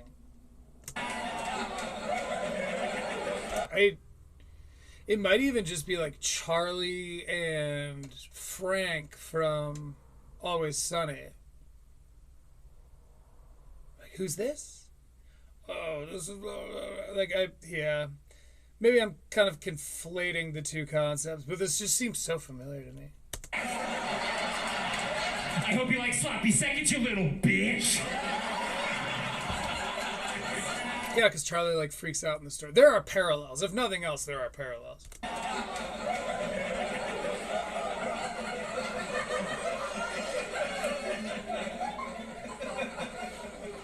I've had 2 stepmoms. And I was close to them all in different ways. Well, this audience is very highly mic'd. Listen to the gain on that. You can hear when he says, I have 2 stepmoms. Right after that, you can hear somebody laugh, and it's, look, the mic is right here. 2 stepmoms. And I've had 2 stepmoms. And I was close to them all in different ways. I never saw... He's kind of grabbing the curtain and like, you know, talking from the outside of it. Very theater kid stuff. That's cool. Saw them as like a replacement for my own. I've done a little, I was in musicals as a kid. Well, I was in at least one musical as a kid. Mother, that's what my girlfriend is for. Fully in The King and I, and beyond that. Not to brag, but I was Prince Chulalonghorn. Because I like boat races. Motherfucker. It's my iconic line. And I'm going to talk about my girlfriend tonight, but I do want to be careful because I think what happens with a lot of male comedians is they'll notice something about their girlfriend or they apply to all the ladies. Looking at you, Aziz. their wife, and then when they're on stage, they act like that specific trait applies to the entire gender. I have a feeling I'm going to be able to call his shots a fucking mile away. We know your opinions, Gian. So I just want to be clear that this next I joke might not be able to pronounce your name, but I imagine I could dictate your values. Probably down to the letter, bro. is about my girlfriend. Something very specific. And just so the feminists in the audience are aware, I don't think this is all women. Because some boys do that. I'm not those boys. And I don't want to use her real name, so let's just call her Women. Women.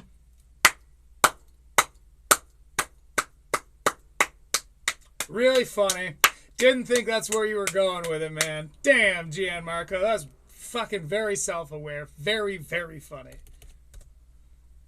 Specific. Okay. That son of a bitch. He double-dicked me there. Because I already called his shot once, but that was him setting us up.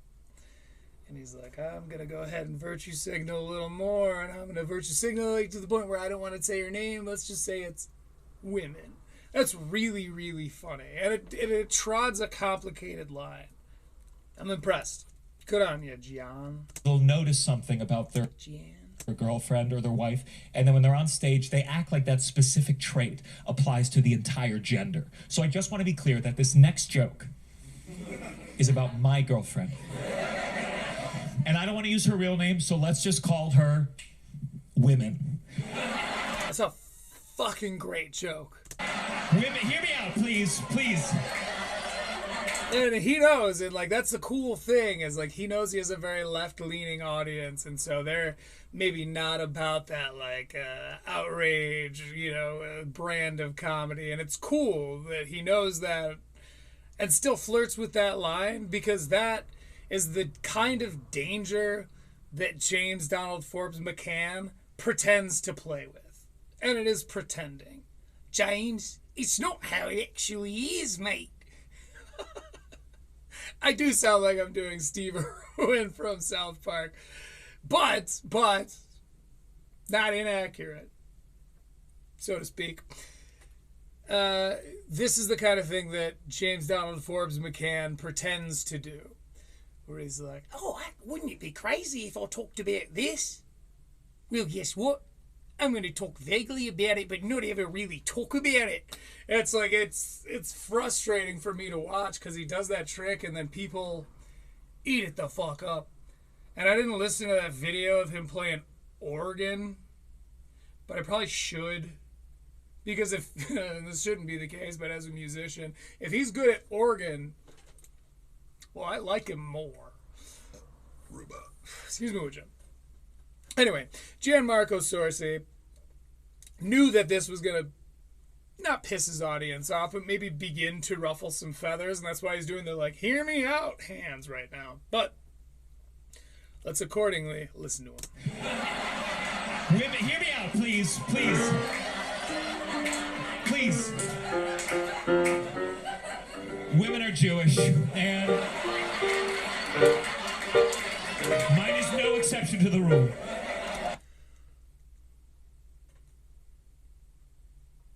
That's another fucking twist for it. I have no idea what he means by that. Goddamn. I mean, okay. Women are Jewish, and mine is no exception to the rule. In fact, my girlfriend grew up in a Hasidic community. Did you? Hassan and I don't talk like this. Not when we're in Cuba together.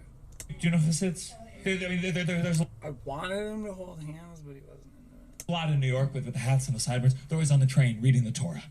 Every time I see a Hasidic Jew reading the Torah, I go up to them. I'm like, how have you not finished that yet? My God.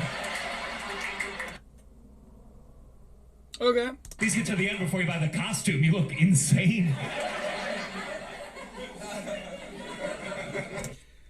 I imagine he's going to, in some short order, tell us how Jewish he is, or that his mother is Jewish or something. But we'll see. I thought I was going to be... you know what? I was wrong. I thought I was going to be able to call his shots far clearer than I am. It's okay, I'm Jewish.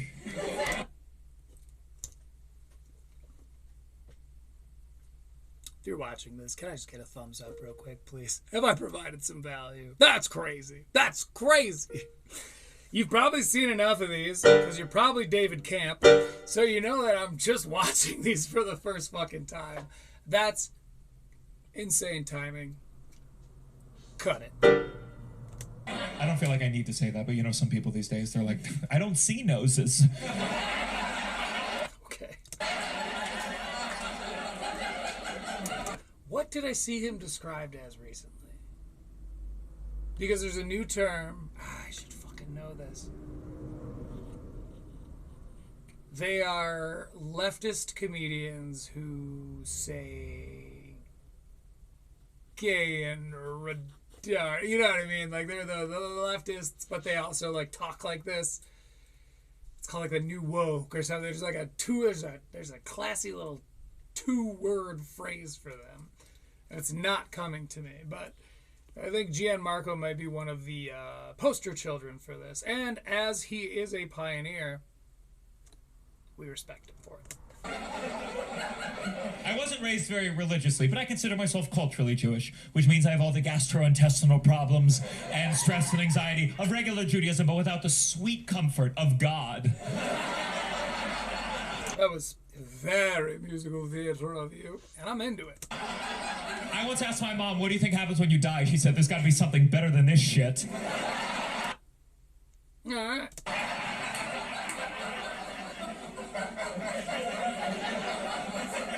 Ooh, that was close, wasn't it, Gian? You almost looked right at this camera. He caught himself, and he went kind of like,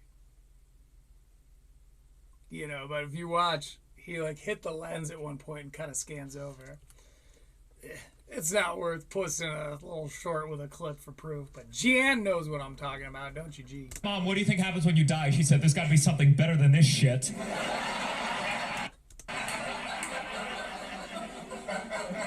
Bam! I got you. I'm taking a screenshot, Gian. The floggings will continue until morale improves.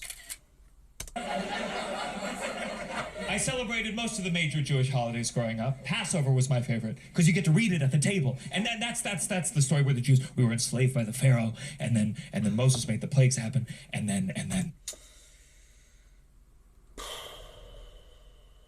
This all sounds the fucking same to me. It always has. You know, I got friends that are Christian and family, or excuse me, I have family that's, you know, Christian, family that's Catholic, and, you know, friends that are Jewish, and all this stuff. This is all like in the same fan. It's like if I wasn't a fan of Lord of the Rings, and I'm like, elves. Oh, okay, so there's elves and there's goblins, but they're not like the Harry Potter goblin. It's just a mythology that it all starts to kind of blend together. Babylon and the Red Sea and all, you know what I mean? I don't know. This is coming from a place of sheer and admitted ignorance. But like, I hate hearing this shit. I tune out immediately. So we're going to go back because like this is probably leading up to him making a joke. Story where the Jews, we were, you know, were enslaved by the Pharaoh, and then Moses made the plagues happen, and then we escaped, and we crossed the desert for 40 years. Is that canon? I liked it because it made Jews seem cool, but that was also kind of confusing because I was like, okay, how did we go from crossing the desert to now being known as generally frail? And I didn't know, I didn't understand until one day I went on vacation to Miami with my very Jewish girlfriend, and the moment we got to the beach, she was like, it's like a desert out here. And I was like, oh my God. What if Jews have been exaggerating this entire fucking time? We got stuck in traffic on the way there. My girlfriend was like, let my people go. So this is the second time we've seen him do this, and I imagine it will become motivic, which is a recurring thematic element. He's doing this, and he's talking, and he's you know, New York guy, you know, very kind of casual grip. Usually pretty casual, just, you know, except for when he does this and starts yelling. And we've seen this before. I don't remember Ronan Hirschberg, who is my fucking dude. I love the comedic stylings of Ronan Hirschberg, and he's the guy that'll do that. When he knows when he's yelling, he pulls it down here and yells. Because he's not overwhelming the speakers, but, you know, he's getting the point across that he's, like, pissed and he's yelling. So if nothing else, I'm going to say Gianmarco, although this is pretty straightforward mic technique. I think Gian might have stole this from Ronan a little bit. We got stuck in traffic on the way there. My girlfriend was like... And in a fight, I got Ronan, but not by a lot. I got Ronan, but it's by decision. Let my people go! The beach was a little crowded. She said, there's like 6 million people here. I love Ronan Hirschberg, but he does feel like he's got like a weird finger or two.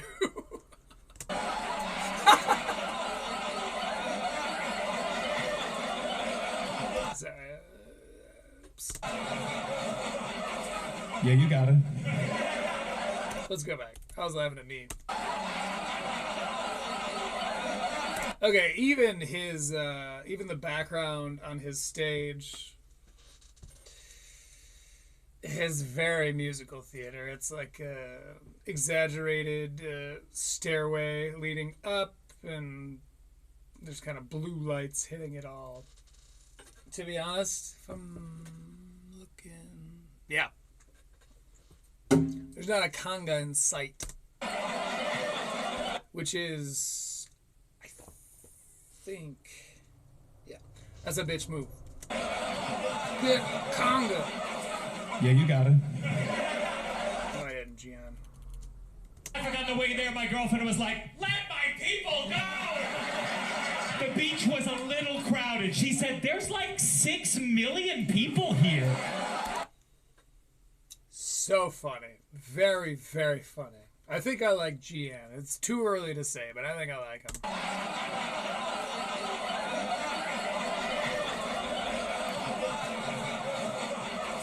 Yeah, you got it. Not as much as the fucking audience likes him. God damn. Yeah, he's milking it a little, though. So there's also a lamp post on set, and he kind of goes over and leans on it. And he goes, yeah, you got it. Yeah, you got it. You want cute jokes? Go see a Christian comedian. Cool. Right on. Jews have a dark sense of humor because when you're hiding in a closet from the Nazis, you can't be like, knock, knock. Okay, pretty funny. I've never heard that. I've heard a litany of Anne Frank jokes. I do get jealous of religious people for the community that they have. This is Great fucking transition. Shit, I might really respect his writing style. Fuck. something that I realized until I swear I'm gonna hate one of these guys again. Give me time. Son of a bitch. That was a brilliant transition. Because we were already on this subject. And he delved off into his more Jewish related material, but then he came back, he doubled back and was like, but I'm not that religious and I'm jealous of that.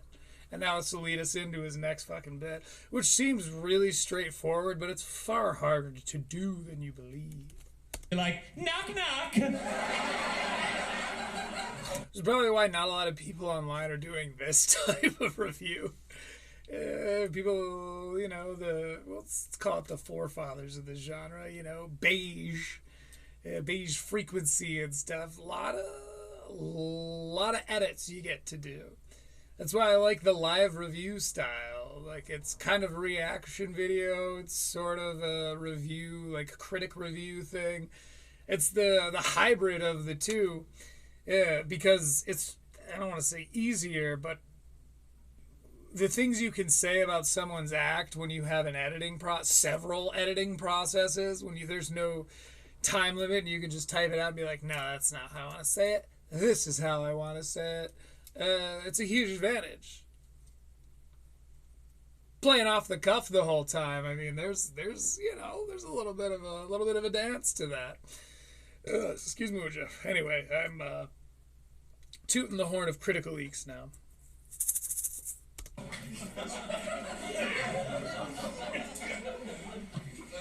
I do get jealous of religious people. Goddamn, great transition. For the community that they have. This isn't something that I realized until I got older, but once I hit my 30s, I think it dawned on me just how hard it is to make time for your friends. Sometimes I'll be free on a Friday night. It's not often, but I'll reach out to my friends and they're busy, and then vice versa. And I go, oh, that's what Shabbat dinner's for, right? We don't know, man. I mean, it's just Jews decided they needed a standing date every Friday so they could spend time together. The audience is weirdly quiet right now. Listen to that. A standing date every Friday so they could spend time together. My dad was raised Catholic, and a couple times we made me go to church as a kid, and I hated church, but now I would kill to see my friends every Sunday. Hand off your taxes All to right, an we got expert. a little bit of an ad break. Oh, this ad break is brought to you by Clorox wipes. Clorox, make your writing cleaner than, make your table cleaner than my right. We're gonna double back and we're gonna do that again.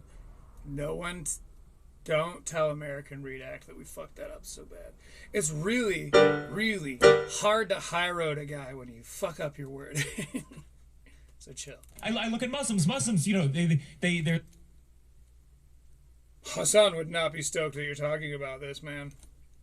I may have to tell him. My dad was raised Catholic, and a couple times we made me go to church as a kid, and I hated church, but now I would kill to see my friends every Sunday.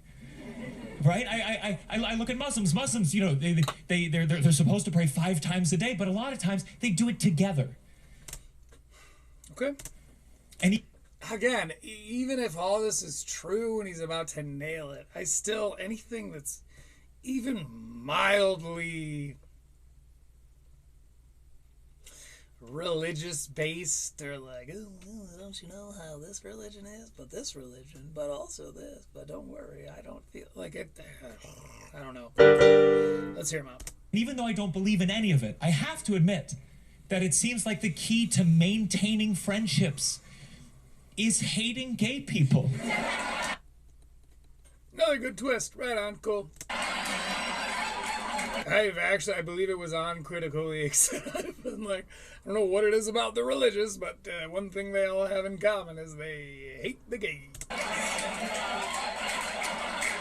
not happy about it, to be perfectly clear. But the facts are the facts. What am I? Yeah, fair enough. What am I gonna do? Again, I don't know what this style is. I'm not gonna lie to you. When I sat down to do this, I was like, this dude's probably gonna get under my craw a little bit, you know, and then the more I hear him out, the more I'm like, he's making some funny fucking points. He's walking right up to the line that, again, that his leftist sort of following is going to be okay with. He's playing with that line, and he's stepping over and going, oh, oh, oh. And that's the dream, right? That's what you want them to be doing. You want them to be flirting with the line, where the woke meets the wall, and all that shit. Like, they're not just doing what's easy. And to be fair, his big thing right now is he's very against the right-wing grift. Where before I thought that he was kind of joining on some like left-wing grift motion as the pendulum, as I was describing, starts to swing back. He might be the rounded edge of that pendulum, because again, he's walking right up to the line, acknowledging that it exists, and then kind of like dancing on it a little bit. And moreover, that is what James Donald Forbes McCann pretends to do from the other side. You know, if you want to pit them on political leaning sides, James Donald Forbes McCann pretends to be like, you can't talk about women or the blacks, but I'm going to do it, but not in a way that's bad.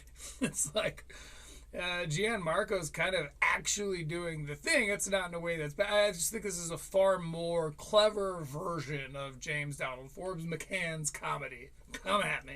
I mean, the good news is that, like, you know, I don't think it's even possible to raise people that religiously anymore.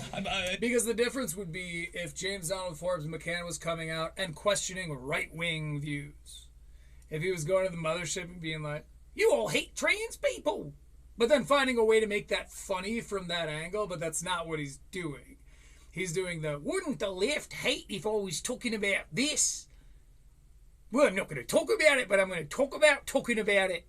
It's like, it's a cowardly move as a public speaker versus Gian, who's genuinely going against what he knows his audience believes, but then re-endearing them to him after the punchline, which is the art, in my opinion. It's a little East Coast bias, I'm sure, but a lot of my friends, most of my friends that were raised religiously, they went the opposite direction when they got older, right? Like I would say that the friends of mine that were forced to dress up. I don't know if that's East Coast biased. I feel like that's true all over. Like the Gen Xers and the Boomers were far more traditionally religious than a lot of us millennials, and I could say that because you're exactly my age, sir. Go to church every single Sunday. Those are the ones that are now, like, you know, the militant atheists. Which is frankly why Christians need to stop with this whole, like, we don't want our son to be gay, so we're gonna ban him from drag brunch.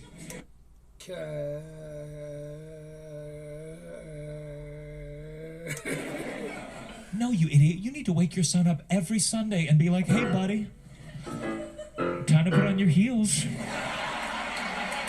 Okay, because kids will rebel against the thing that you make them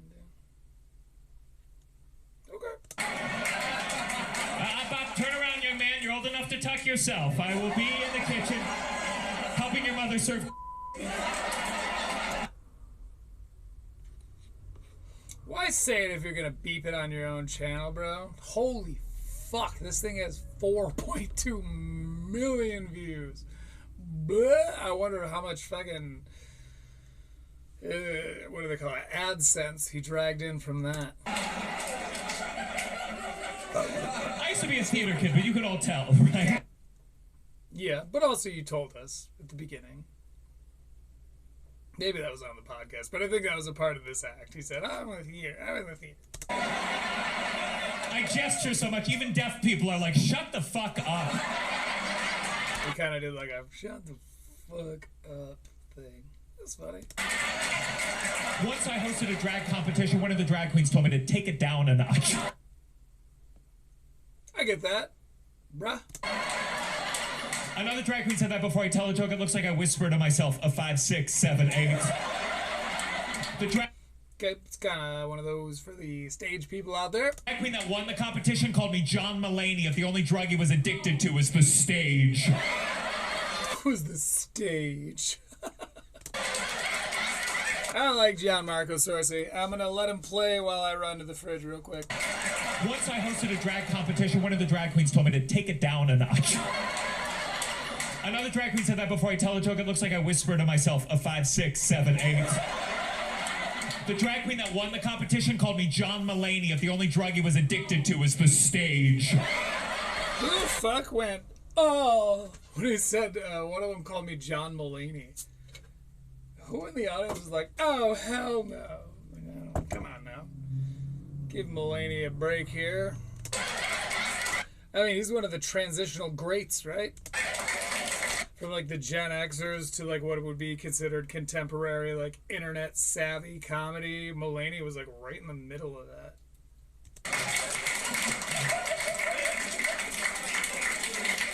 I went to college for musical theater, which is like... Another fantastic transition. God damn, you can't fault him though. Genuinely, there's just no two ways about it. That's a fucking good transition. like having a PhD in imagination. My classes were called things like movement and voice and other things I had already studied as a baby. Okay, funny. Cause walking and talking. My only academic class was called Accounting for Actors, which was like regular accounting, but with a focus on negative numbers. Because, you see, they don't make much money. Not like me. I mean, to be fair, I stole this from the Cuban refugees. But it's for me, and I prefer me to Cuban refugees. Sorry, boys. The first lesson was how to file for unemployment.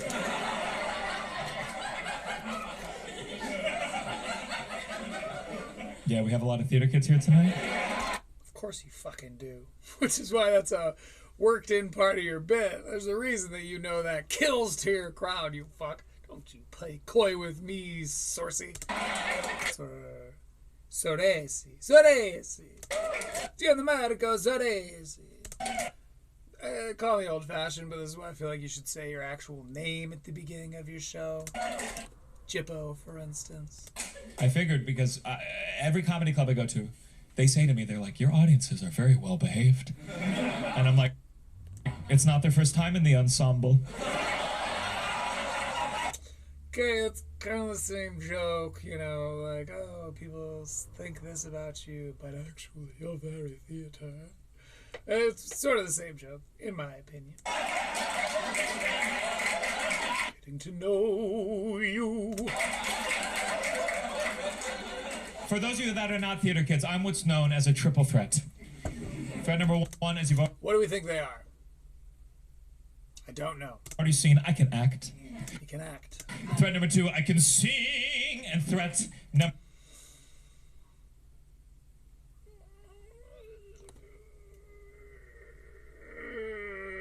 You can sing, fine. Number three, I'm annoying.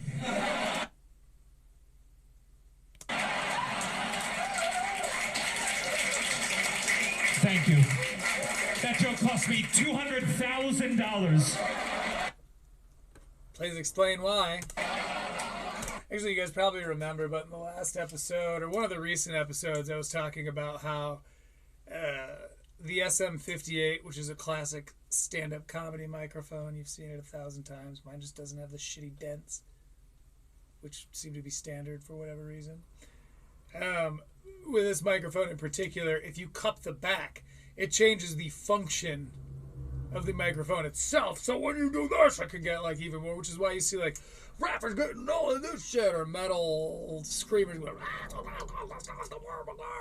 It's because they're covering, whether they know it or not, because some of them are just doing it by habit, which I've done, so I can speak to it. Whether they know it or not, what they're reacting to is the difference in sound by grabbing this part of the receiver, because otherwise it's omnidirectional. When you do this, it focuses it, or it does the opposite. I'm not a sound engineer. Talk to Bard Fox about that. One of those guys knows what the fuck they're talking about. I've been an actor longer than I've been a comedian. I've shared the stage with some people who have gone on to become massive real estate agents. Me, I've had some parts here and there. The biggest thing, I was in the movie Wolf of Wall Street. I played Leonardo DiCaprio's waiter. Was he? Let's check this out. Gianmarco Soresi in Wolf of Wall Street.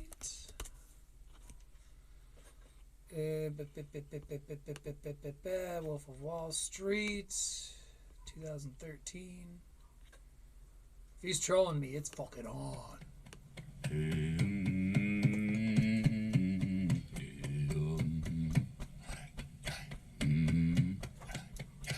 Guy rolls. Like, hey, stayed the same age. Wait.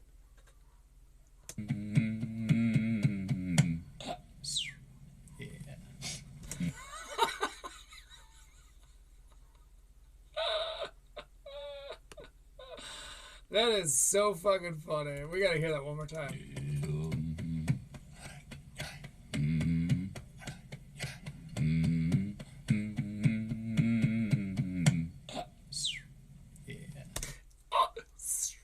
Yeah. Fucking rules, dude.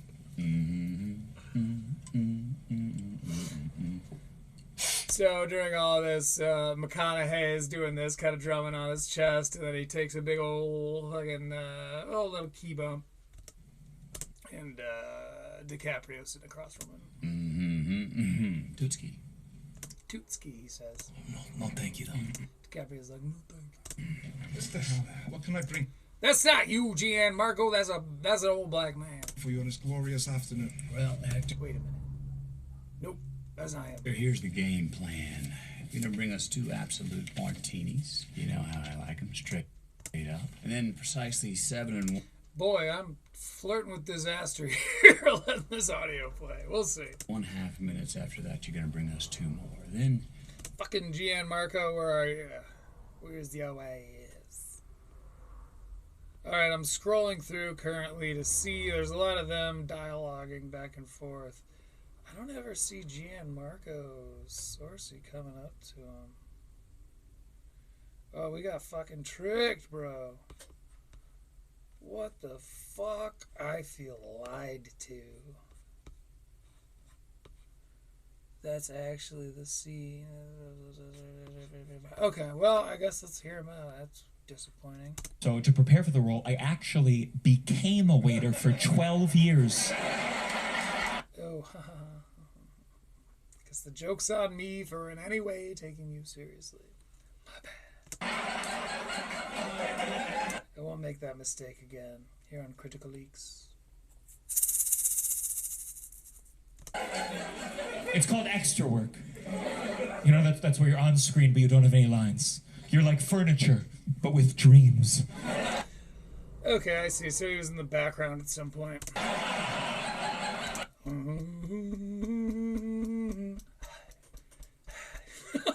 That's so good. McConaughey fucking rules. That dude screws. And I tried to enjoy it, but it's hard because it's like I've never been so close to everything I've ever wanted, yet further away. It would be like if the Okay. love of your life were on top of you, getting fucked by Leonardo DiCaprio. Okay.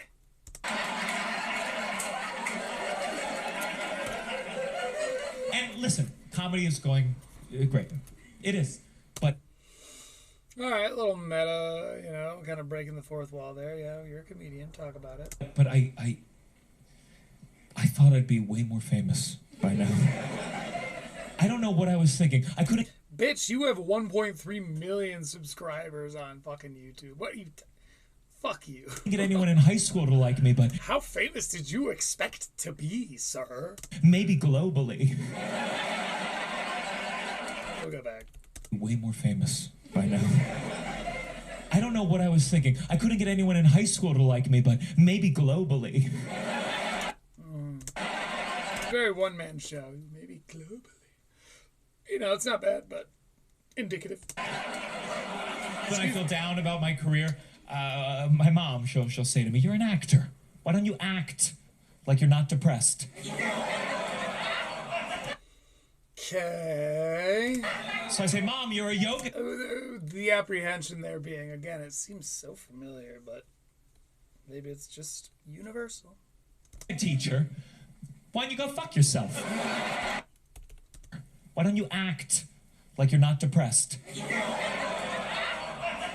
So I say, "Mom, you're a yoga teacher. Why don't you go fuck yourself?" Okay. Funny.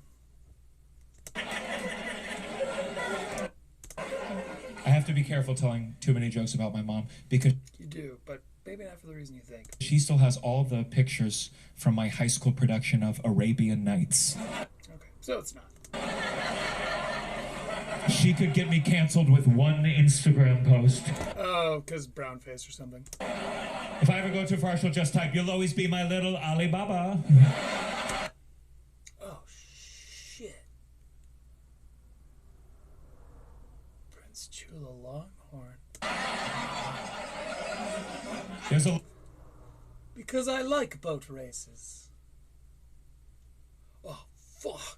lot of pictures of me on That'd fucking rule. How funny would that be? That would be my fucking profile picture. Facebook from problematic high school production. I know I at least, because for context, The King and I takes place chiefly around the King of Siam, which is modern day Thailand. So I at least had the eye makeup on. For sure I did. For sure I did. That's so fucking funny. And I know I got veritably tricked into that shit, too. I should delete them, but I They got me addicted to applause. want everyone to It was like 2 years before I started like playing music on stage for people. Previous to that, it was all electric guitar and skateboards, but like the shortboard kind. know I was the lead. I specify because I longboard now. Stay flat, stay on the fucking ground. There's a lot of pictures of me on Facebook from problematic high school productions, and I know I should delete them, but I want everyone to know I was the lead. It's funny. Junior year of high school, I got cast as the lead in Little Shop of Horrors, the musical. Yeah, as a junior. And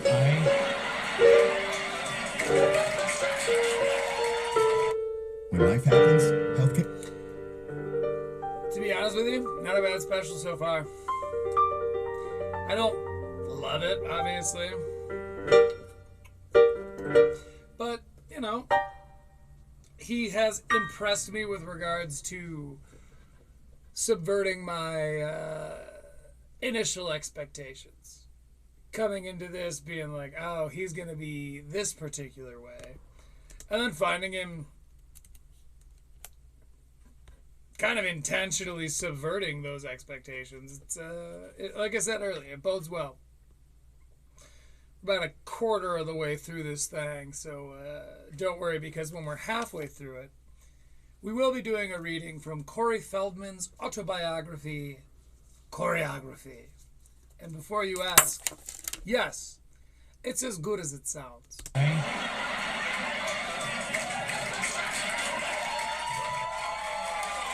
Let's go back. What the fuck are they claptering? Horrors, the musical. Yeah, as a junior. And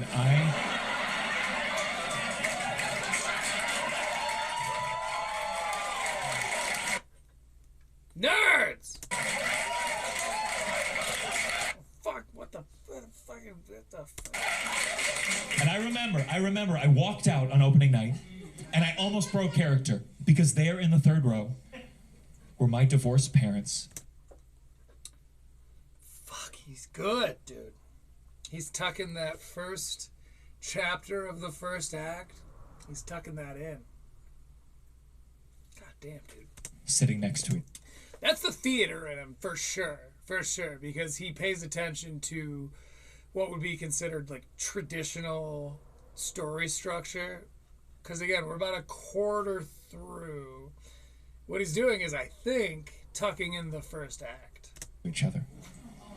There was my father, his eyes red with tears, and my mom with this big bouquet. To be clear, it's because he started off talking about his divorced parents. Kind of wandered off from there and has now doubled back. Again, that takes this whole section of the story and sort of folds it very neatly in. Of daffodils, because she remembered my dad is allergic. Right, because they hate each other. Sure.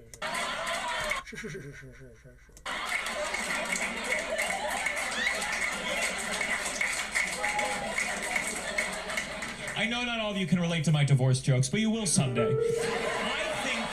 That's funny. I think it's important because I did a family show once in New York, and after the show, this little kid ran up to me. He was there with his mom, and he was shy, but I love that the audience is already going, "Oh, a little kid ran up to you at a comedy show where you joke about Jews and your mom's sex life. Oh, that's so fucking cute." And after the show, this little kid ran up to me. He was there with his mom, and he was shy, but he was like, my parents are divorced, and you're really funny. And that's why I do stand-up comedy, to meet single moms. Yeah, okay. I kind of did the same thing. It's this, structurally speaking, that's the same as his like first or second joke, whichever one that was that caught me so delightfully off guard. This is paint by numbers, the same joke. Pull you in, make you think he's gonna say one thing, and then and again, he might say that that's just subversion of expectation, and that's how, it's the goal of most comedy, but I would argue that, again, structurally, that is the beat for beat same song. Oh, the cardigan's off, so you know it's on, so to speak.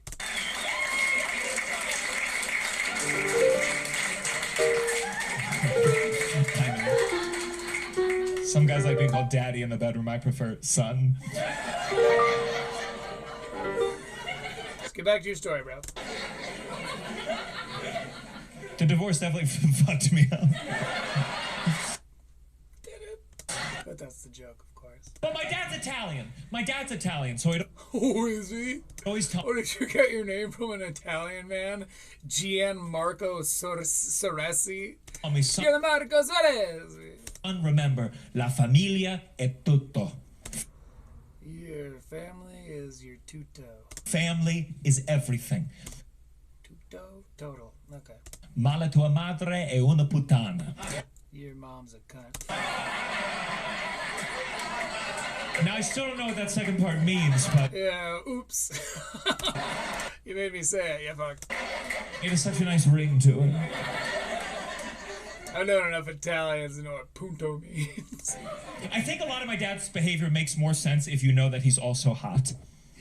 Oh. I know that sounds weird for me to say, but fuck you, I have to deal with it.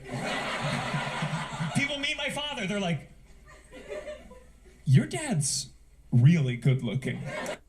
Okay. Like I owe them an explanation of some kind. He's like leaning over.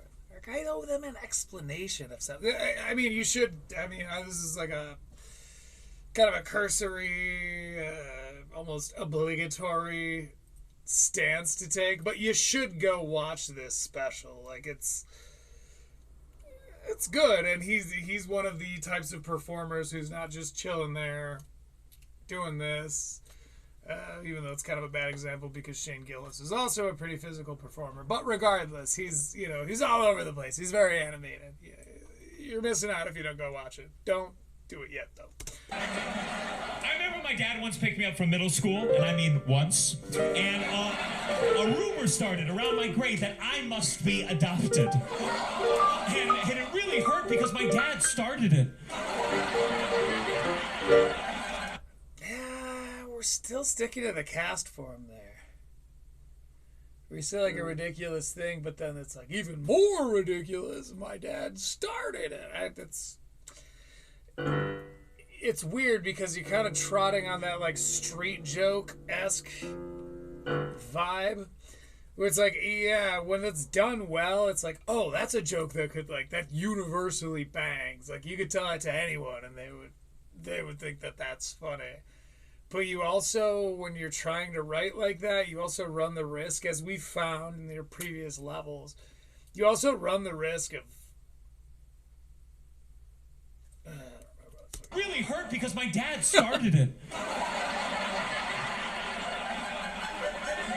This true story. My dad. Anyway, so when you're trying to write these as universal as possible, you also run the risk of coming off a little generic or in some ways contrived so that you seem universal. You know, you're sort of creating these scenarios wherein like all people can kind of get it, which again, he hasn't done anything egregious yet, but to a point, it's like this whole like popsicle stick-esque joke where it's like, well, but the punchline is the most ridiculous thing you could think of. It's like I don't know that it has legs, as you might say, behind the curtains. He adopted.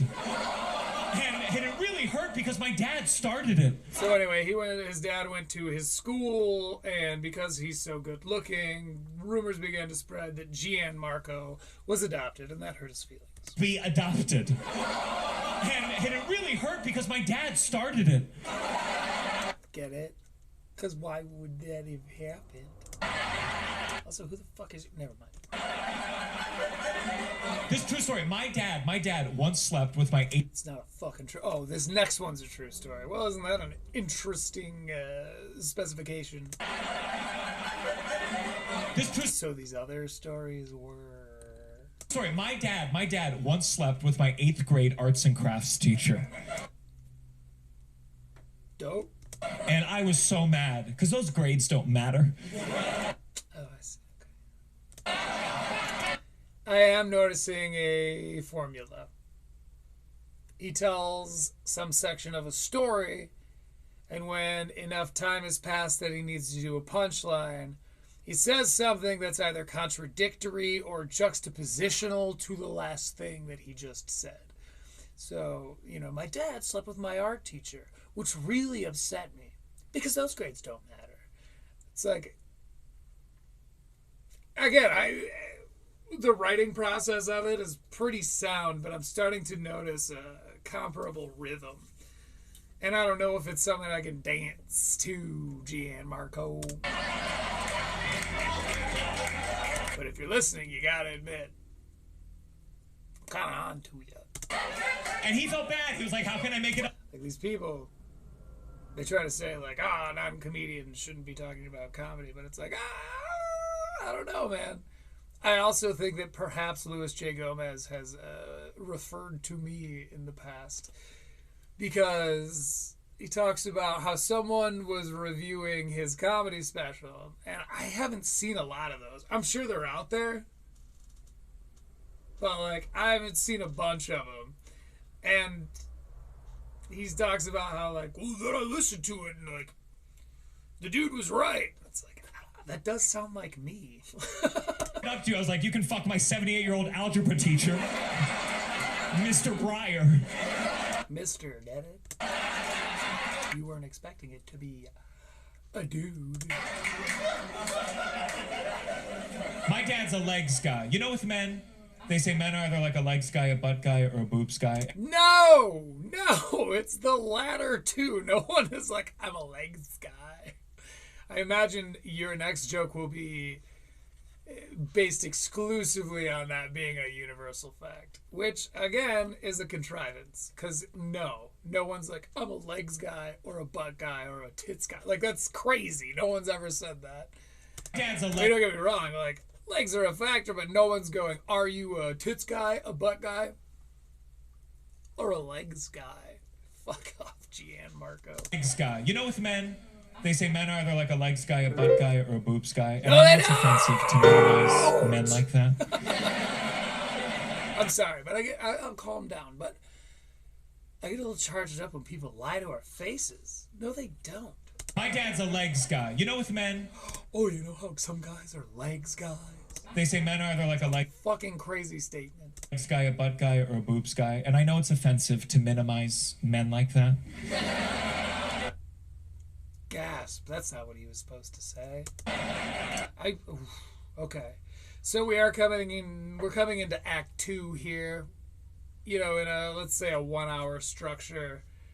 15 to 20 minutes tends to be your first act. It's not always broken down into 3 sections of 20 minute, 20 minute, 20 minutes. This one is following a pretty straightforward format from what I can tell. So I get that he's doing an act change, but I don't know if I buy all this. And I know it's offensive to minimize men like that. Busted. Again, that's just a classic, like, I was saying the story, but at the end of that paragraph, I said something you weren't expecting. You can see everything he's saying on the page, where you've got your, like, paragraph of subject and setup, new line, here's the punchline. And I'm not saying it's bad because of that. I'm saying it's becoming predictable. What do they say? Predictably unpredictable. But if my dad sees a tall woman, he's like, son, she's got legs for days.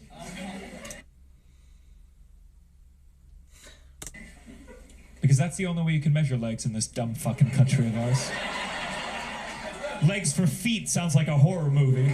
Oh yeah, but legs for meters sounds way better. Fuck you. Now you're upsetting me. Don't you ever take a swipe at the American measurement system. It just makes sense, damn it. 12 is fine. I mean, after 5 times, it's pretty much just 10, right? As Americans, I think you should There's a math joke for you. take one moment every day to reflect just how dumb it is we still use feet as a unit of measurement. That's just some guy's foot once. It's not, but... But we still use it for very important things. I mean, that's like I think that's like an urban legend, that it's like, oh, it was one king's foot. It's like, well, why would we have been the only ones to have used that king's foot? Now, if they told me it was George Washington's foot, who is reportedly a toothless hillbilly giant, then sure, I'd be like, okay, I'd get right behind that. I don't give a fuck. But some guy's foot, I think that's fodder. I think you're lying.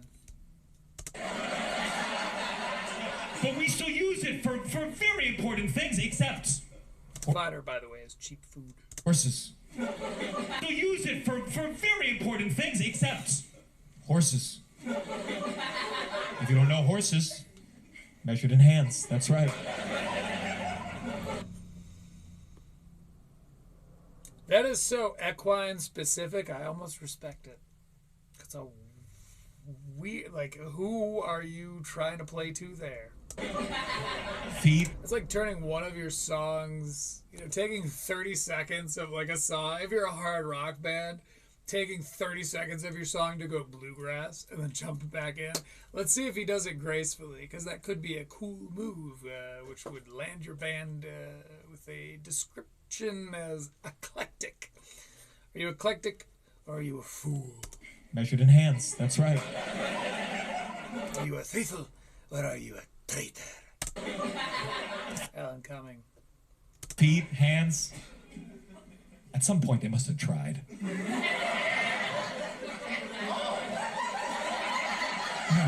Jesus Christ, what are they feeding these people out there? They're losing it to this measurement-based joke. They probably did try to see if a foot was the size of their foot. Wow, that's crazy that they're losing it to this, isn't Feet, it? hands. At some point, they must have tried.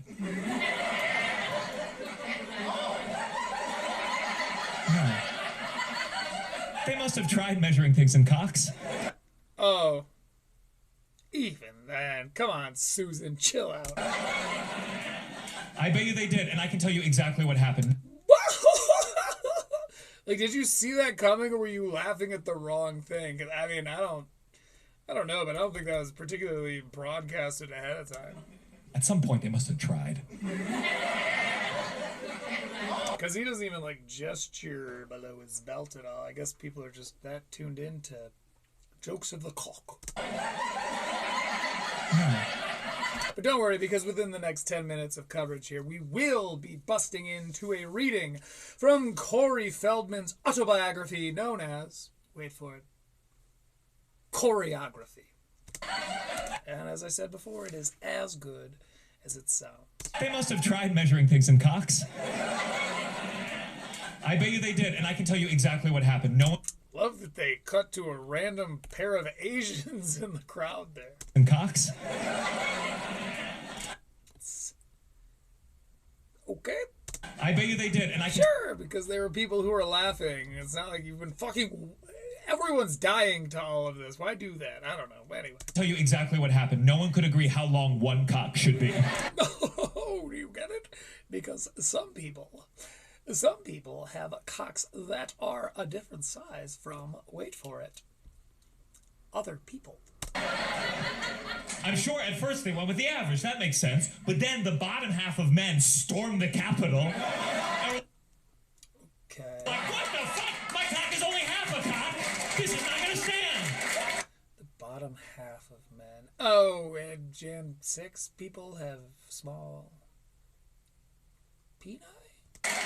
So then they had to make the cock smaller and smaller until no man felt insecure. And that's how we got the centimeter.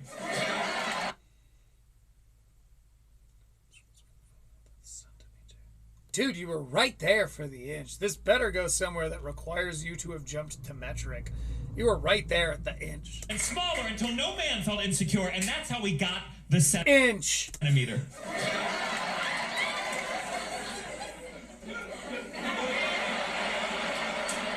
Quit fucking smirking at yourself, bro. I don't know, man. He's done a pretty good job of, like, performing in good faith. Like, he's playing for a crowd that's not exclusively there to see him. But that one there was weird. I don't know. We'll see. And as is the case with, say, Brian Callen, and we'll get to it, don't worry, David. But as is the case with Brian Callen's special, the second act is starting to get a little mushy. All I ever wanted was 6 inches. God, I used to spend every night in high school measuring my dick with a $1 bill. I measure mine in hundreds. I beat it every... some of the... Never mind. And do you know why $1 bill? Because they're pretty much 6 inches and rulers don't curve. And Okay. I've spent hours of my life dick slapping George Washington in the face. Okay. He'd be looking back at me like, I cannot tell a lie. You're a buck short. I have to pee. That made me have to use the restroom. I hated that. That's the kind of puns we don't like here.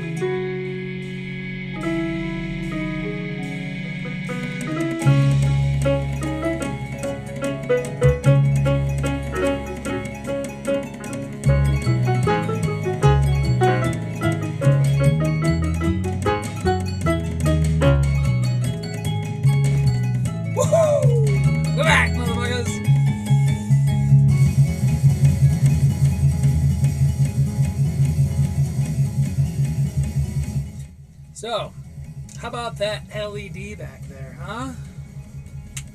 Pretty cool. We're learning. We're getting to know one another. And we're gaining lights, unrelated. You see how I was setting you up for a story and then at the end I subverted your expectation? That comedy. Oh, look, I'm no fan of Donald Trump, but I would love to get him on the $1 bill. Because then no matter how big you are, he'd be like, huge.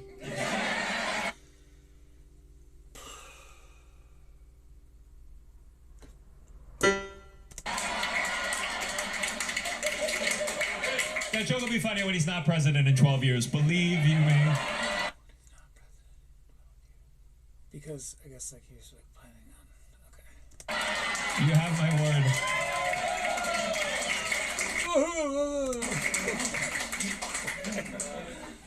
I know I shouldn't compare myself to other people. You know that phrase, comparison is the thief of joy. Sure. It's a beautiful phrase, but my actor friend, he's kind of unpolished. He got it tattooed on his arm. One line. Comparison is the thief of joy. Just in case. One time I knew someone who got Here Comes the Sun, doo-doo-doo-doo, on their foot. But the tattoo artist started by writing doo-doo. So they're like, oh, now you gotta get it finished, right? I wonder if this is perhaps what they're doing. What he's doing here. On his arm. One line. Comparison is the thief of joy. Just in case he forgets. And I'm really thinking about getting the same tattoo, but bigger. Really, really funny. Love that. And if he gets mad at me, I'll be like, comparison is the thief. He kind of did like a Ace Ventura, lend me your rears thing. What does yours say? I'm not Gabe, I'm definitely something. You know what I mean? Like, I'm not... Okay. I'm not saying we need to... That's so funny, because I literally, down in Cuba today, I saw a t-shirt of a local tourist, and it said, undiagnosed, but something is up. That's the joke he just made, right? Add a new... We'll go back for it while I run the fridge. Comparison is the thief.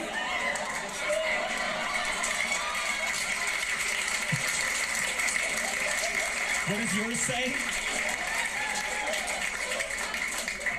I'm not Gabe, I'm definitely something. You know what I mean? Like, I'm not saying we need to add a new term just for me, but there's no way I'm the same thing as Joe Rogan. That doesn't make sense.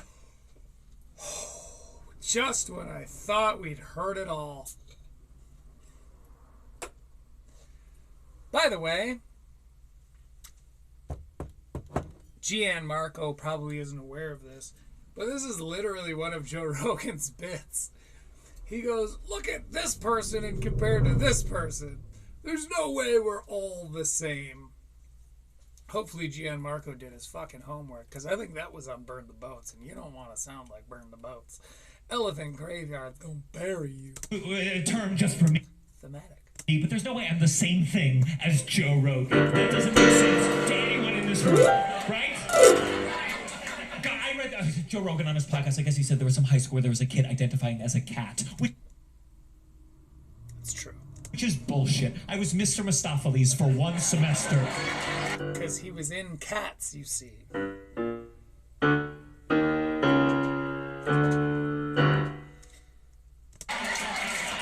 Oh, wait, what's this? Hold on. Is that Cats? I don't know what it is about me, but I Fernando's Hideaway. Ole. post pictures of myself online. People accuse me of gay baiting. I'm like, you can't blame the worm for the kind of fish that it catches. Gay baiting because you... Okay. Who cares? And let me tell you, it rubs some people the wrong way that I won't rub them the right way. Yeah, I'm okay. Someone once commented on one of my videos, they said, we need to put a stop to this straggit. Do the math. We all know what a straggit is. Have you heard that term? It's a straight agate. I was like, finally, a slur of my own. Word.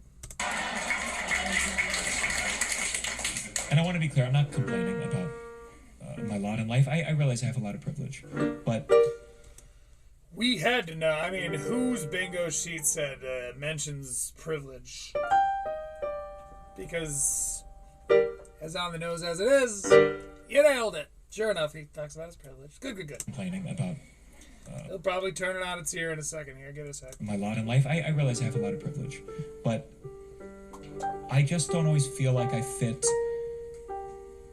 the specific boxes society has laid out. Like, I still do events where, maybe I have a name tag and they want me to put my pronouns, and I always put he, him, but I don't always like the feeling of meeting someone for the first time and being like, Gianmarco Soresi, he, him. I think it'd be more... Would that have anything to do with the fact that it's hard to get cast that way, Gian? Have I noticed a pattern here? That you aren't gay, but you're something, but you're not willing to, like, definitively say anything, but people say you're gay baiting, but, like, you... Okay. Sure. But wouldn't it just be okay if you were, like, a straight guy, though? Like, wouldn't that, like, be fine? Don't you have to, like, not... Wasn't that part of it? Didn't we, like, no judgment? Wasn't that, like, a thing where it's like, oh, it shouldn't matter who you like? Like, didn't we, haven't we? accurate to be like Gianmarco Soresi, he, him, but I'll smile if you call me girl. Oh, yeah, so fucking everyone? What are you talking about? Gianmarco Soresi, he, You call me girl? I go, oh, shit. him, but if we're fighting, I'm a bitch. Gianmarco Soresi, he, him, but if You gonna bear? there's a shortage of lifeboats on women and children. Go back, what? Gianmarco Soresi, he, him, but if there's a shortage of lifeboats on women and children.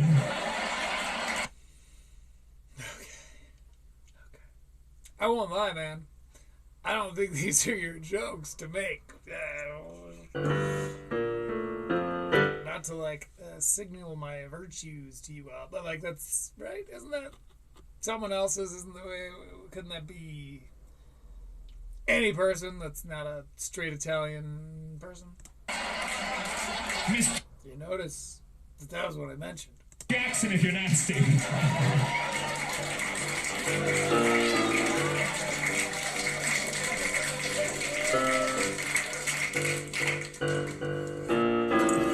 Since you're new here,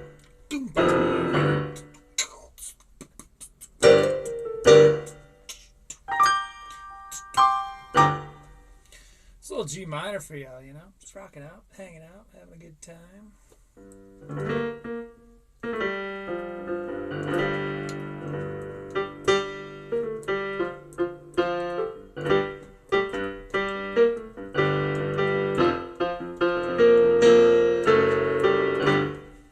You're welcome. It's art now, Gian. That's the thing. By the way, David Camp has given me permission to keep on fucking noodling. Noodle I shall, as I said. It's pretty much the crowd I'm playing to. Not all of us have designated musical theater friends that can hang out and clap for us. Not like Gian. I found out I was By the way, YouTube, this ad looks terrible. What in the fuck are you doing? Is this for phones? Why is it stretched? Base 44 should be furious with you. straight in high school. It's not a based 44. This is at best a centrist 44. And it wasn't easy. My mom didn't believe me, but Let's go back. I don't know what the fuck he's talking.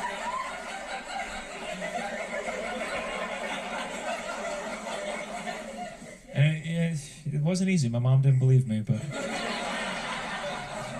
We're not going back. I knew. Because I still don't know what the fuck he's talking about, but we're just gonna keep on trucking. Trucking. I know because I went to 6 musical theater sleepaway camps.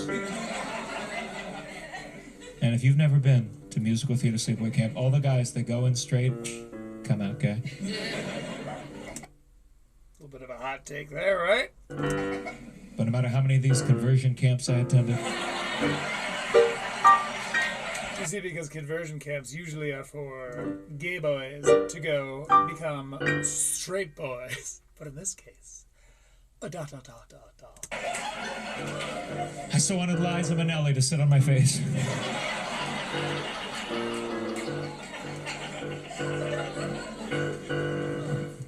I fucked that up. It's supposed to be Leah Michelle. But I think the truth is, it's Liza Minnelli.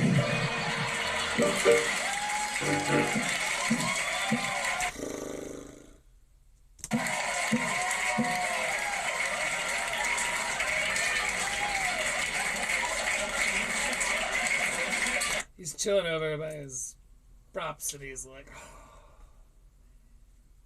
can you imagine that I just said that? And sometimes guys will say to me, they're like, whoa, so you're straight? You did musical theater? You must have cleaned up with the ladies, because less No, it's hear him out. competition. Let me tell you something. Women looked at me in high school like sushi at 7-Eleven.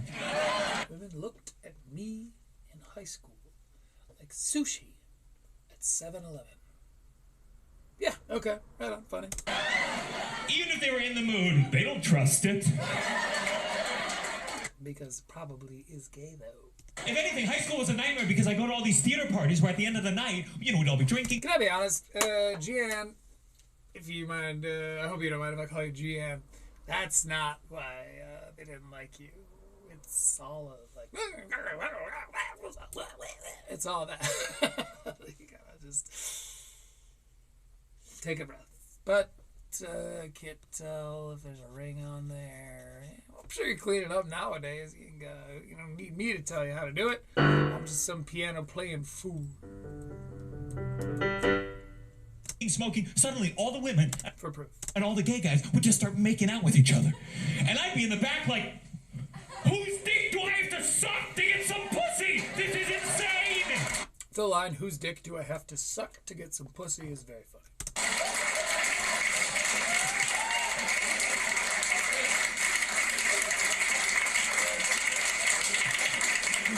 I imagine that's like why they're clap during. I don't know. I won't lie. The act is it's cooling a little bit to me. It's not necessarily because his writing has faltered in any way. Because if I'm objectively rating this by the exclusively the writing itself, then sure, it's a well-told story so far. You know, we know who this character is. I would argue that he's resting on his laurels perhaps a little too much, where we keep, again, we can't maybe we can't call their shot, maybe we can't call their shots out. That's an Adam Conover callback. Maybe we can't pick the actual punchlines, but at this point he's subverted our expectations enough.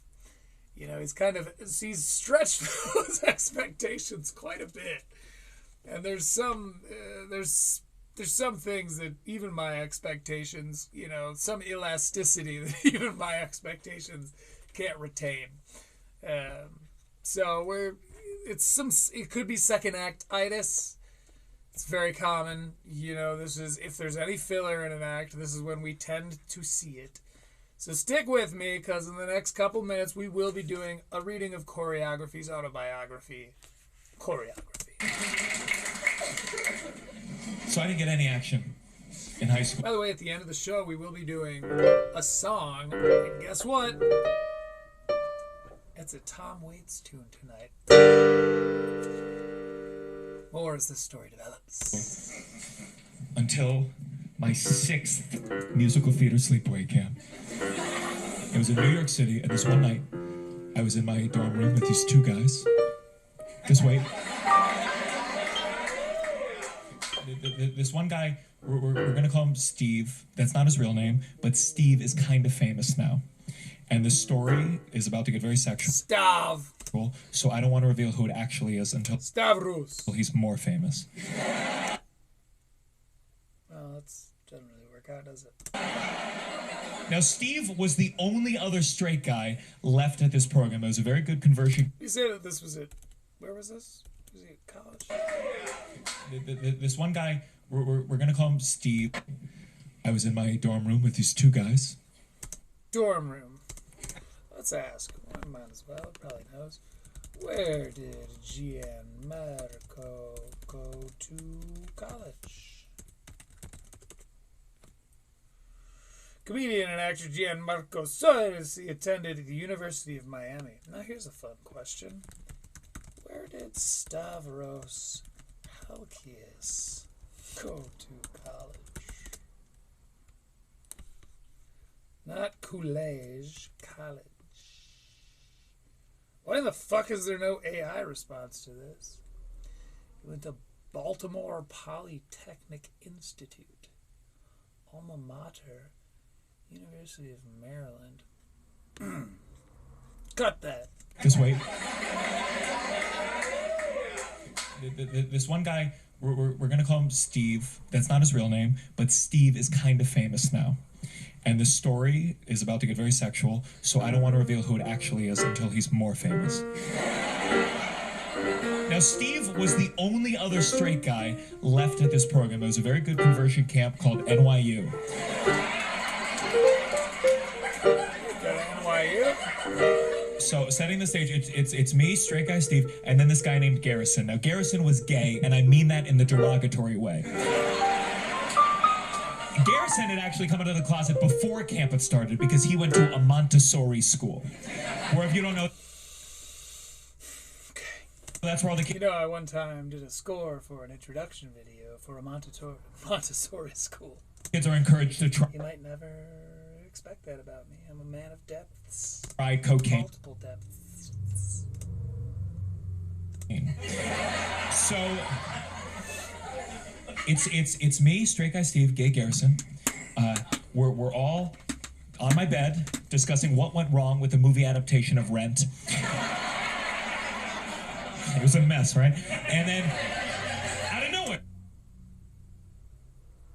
I liked it.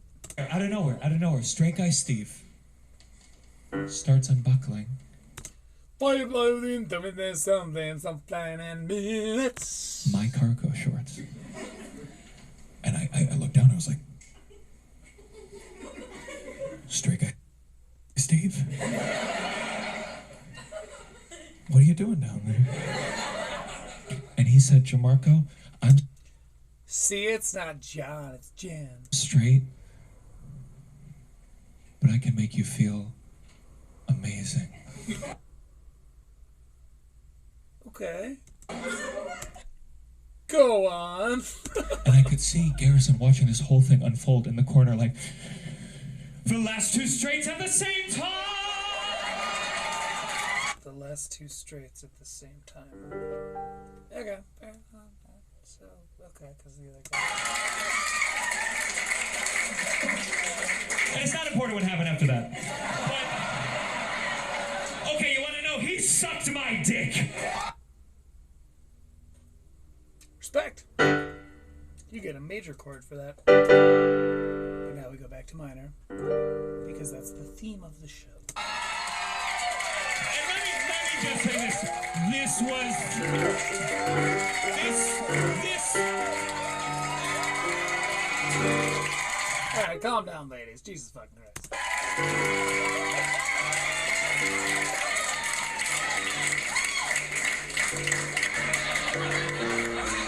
I feel I've set you up for disappointment because I couldn't get it up.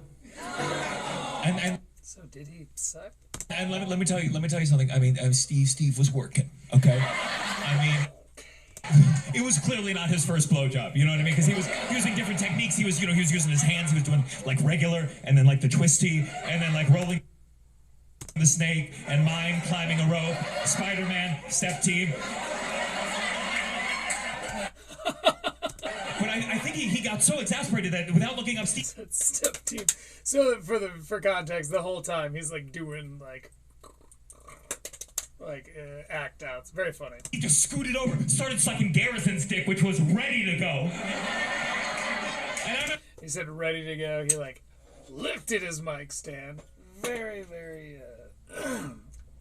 illustrative. I'm lying on my side watching straight guy Steve blow the fuck out of gay Garrison's big fat cock like, God, I am so lonely. Blackout.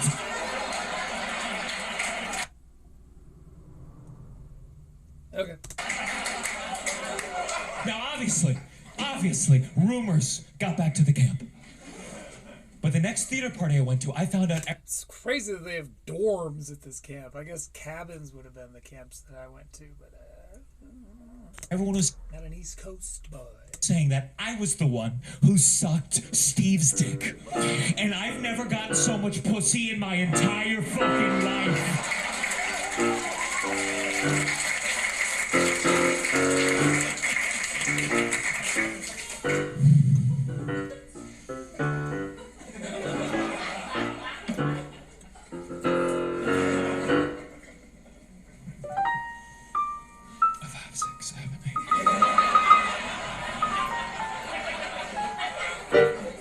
He said 5, 6, 7, 8. You ever try talking a friend out of killing themselves and realize you don't have any good arguments? Funny, again, what we're looking at there is more of a juxtapositional transition. Not bad, you know. Because that came out of nowhere. Some of you brought them here tonight. Sunburned I am. Stay strong. I have a friend. I have a friend who's been struggling with suicidal thoughts, and they're a dear friend. You know, not dear enough for me not to talk about their thoughts on stage. Sure. So we're gonna listen to another couple of minutes of this before we break into our halfway point, at which point we will be reading from Corey Feldman's autobiography, Choreography. They've just been fired and dumped. Same. They're a dear friend. You know, not dear enough for me not to talk about their thoughts on stage, but they came to me out of the blue. They said they've just been fired and dumped same day, and they said I'm miserable, I'm depressed, I'm broke, I hate my family, my dreams are never coming true. You got fired and dumped in the same day? I'm sure it's the world's fault. It's not indicative of being a fucking crazy person. That's probably the world that took an unfair advantage of you. That you got fired and broken up with in the same day. Do you understand how bad you have to fuck up? Okay, moreover, do you understand how insane fate needs to be? How much the fates themselves need to hate you for you to get broken up with and fired the same day and it not be totally your fault? That's crazy. You know how many ones you need to roll for that to happen? Why shouldn't I kill myself? And I was like,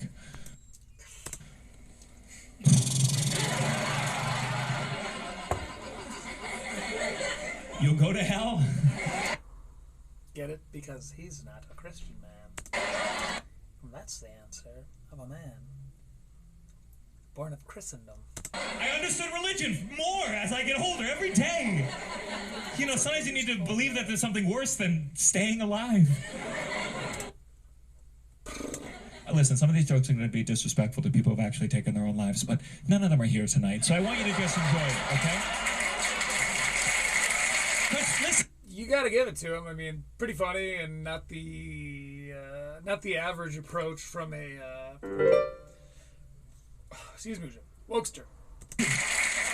My friend is doing better. My friend's doing fantastic, but it was touch and go. We didn't ask. For a while last year. Like one day I woke up. My friend had texted me 3 things. It just said, "I love you. I'm sorry. Goodbye." He's like, wake up and puke in your bathroom or something.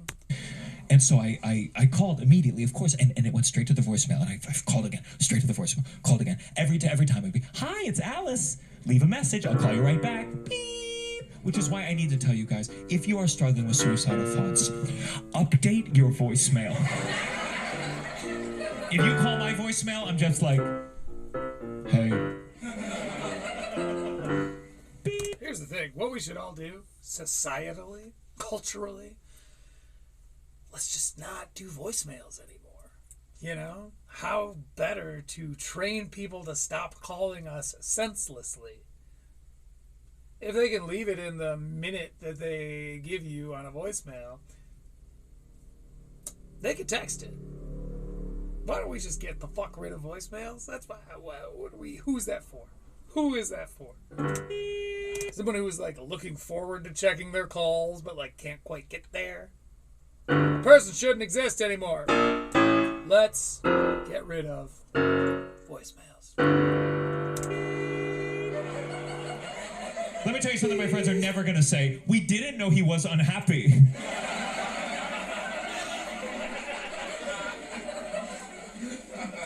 And I'm doing fine too.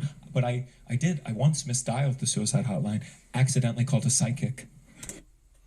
So what, he was like trying to call the suicide hotline? All right, we're going to hear this one out, and then we're going to do our reading from choreography. But let's hear the end of this, because it could be good. But I once misdialed the suicide hotline, accidentally called a psychic. Kind of hope he provides those numbers. It's not like it's a private line, so like he could get away with it if this were a true story, or even something that vaguely resembles a true story. He might explain how that kind of mistake could happen. I guess he hit the wrong button. We'll take his fucking word for it. And if I'm being honest with you, that's what got me to stop being suicidal. Why would I kill myself right before I'm a movie star? Well, okay, all things considered, that is a callback. That we do know that's a dream of his, and being on set as an extra with Leonardo DiCaprio was like having your girlfriend writhing on top of you while Leonardo DiCaprio fucked her, right? So, like, we know that's his dream. We'll call it motivic. Anyway, it used to be easy to fuck up the number because the suicide hotline used to be 1-800-273-8255. He's doing it! I like this fucking guy. But then they changed it. They changed it to make it easier to remember and dial. Now you can reach them by just dialing 988, which I Fun fact. think is great. True. Let's be honest, if you're here watching Critical Leaks, you might be near the end of your rope, so write that shit down. Crazy pants. I think that's great. But I would change it to 867-5309. Because then, God forbid, you want to kill yourself. You're like, oh my God, 867-5309. I'm great. How are you? Fantastic joke. Good for GN. That's so fucking stupid and funny. Okay, some of you are too young to get that 8, 6, 7, 5, 3. joke. And you know what that makes me feel like doing? Killing myself. He's heating up, dude. Look out! You know what? That's a fantastic little pausing point as we go to our halfway marker. We usher in some music by the YouTube artist known as Bardfox. Bardfox. Go give him a like, a subscribe, send him a dick pic. One of them will enjoy it, I'm quite certain.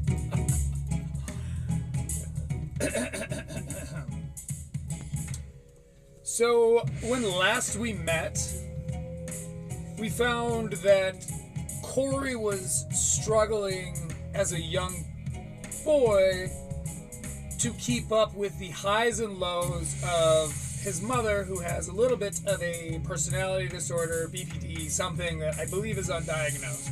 So, the final line of what we just wrote was, I can't get it right, but I quickly learned how to stick my hands in the pockets of my Oshkosh overalls at the end of an audition, don a sort of aw shucks pose, and say, hey, do you mind if I sing a song for you? Then I belt out some horrifically off-key, awkward version of, quote, put on a happy face for a panel of casting directors. It works like gangbusters. I shoot ads for Apple Jacks, Colgate, Hawaiian Punch, Pan Am, Dole Pineapple, Weiler's Grape Drink Mix, one right after the other. By the age of 10, I will have filmed more than 100 commercials.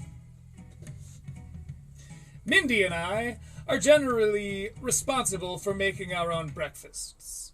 My mother, after all, isn't, quote, a morning person. But the sugary cereals I love, the cookies and crackers and snacks, have started to disappear, hidden on a shelf high in the kitchen that I have to crawl on top of the counter to reach. One morning, my sister and I take our seats at the small round table, and Mindy pours herself a bowl of alphabets. I love alphabets. I can spell all kinds of words in my spoon. I reach to pour myself a bowl when my mother, appearing out of nowhere, suddenly yanks the box from my hand.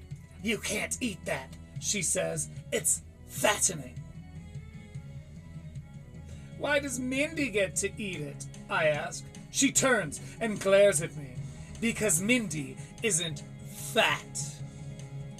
Whenever we happen to walk past an overweight person while we're looking out for strays, my mother physically recoils. "Fat pig," she whispers under her breath. Her secret nickname for my father's mother, admittedly a rather large woman, is Piggy Feldman. So I know that being fat is the worst thing you could possibly be.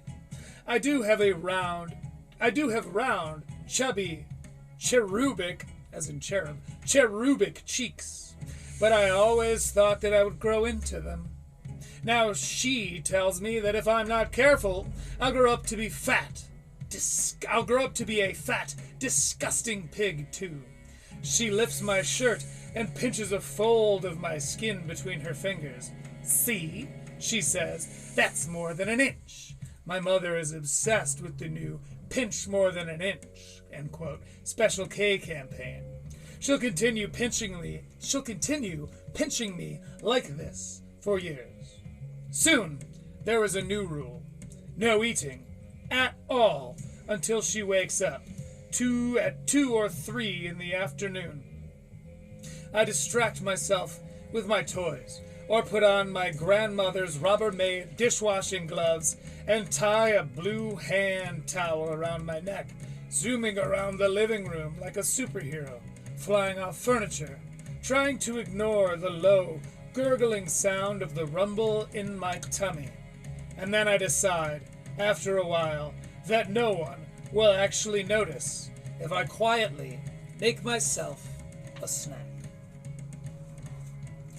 This has been a reading from Corey Feldman's autobiography, Choreography. Now let's get back to Gianmarco Soresi's Thief of Joy. I keep wanting to lean, but this is very loud, so it's like... He's talking about the light post. He's kind of leaning it into him. You know, it's legal in Canada.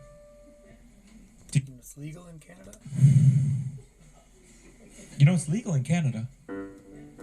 Did you know that Canadian healthcare covers taking your own life? We have that in America, too, by the way. I'm not gonna lie, a lot of his talking points are fairly Rogan-esque. Because I've heard a lot of this brought up by Rogan. And he was sort of self-aware about it when he was like, Rogan said that there was a kid who thought they were a cat. But that was me, though. You know, like, what? Call it not giving people... Also, for the record, if you aren't privy to this, which I believe Red Bar covered years ago, there wasn't a kid that thought they were a cat, and so the school gave her a litter box. That's propaganda, and Rogan was completely oblivious to that before expositing that to his many, many, many unquestioning followers. People healthcare.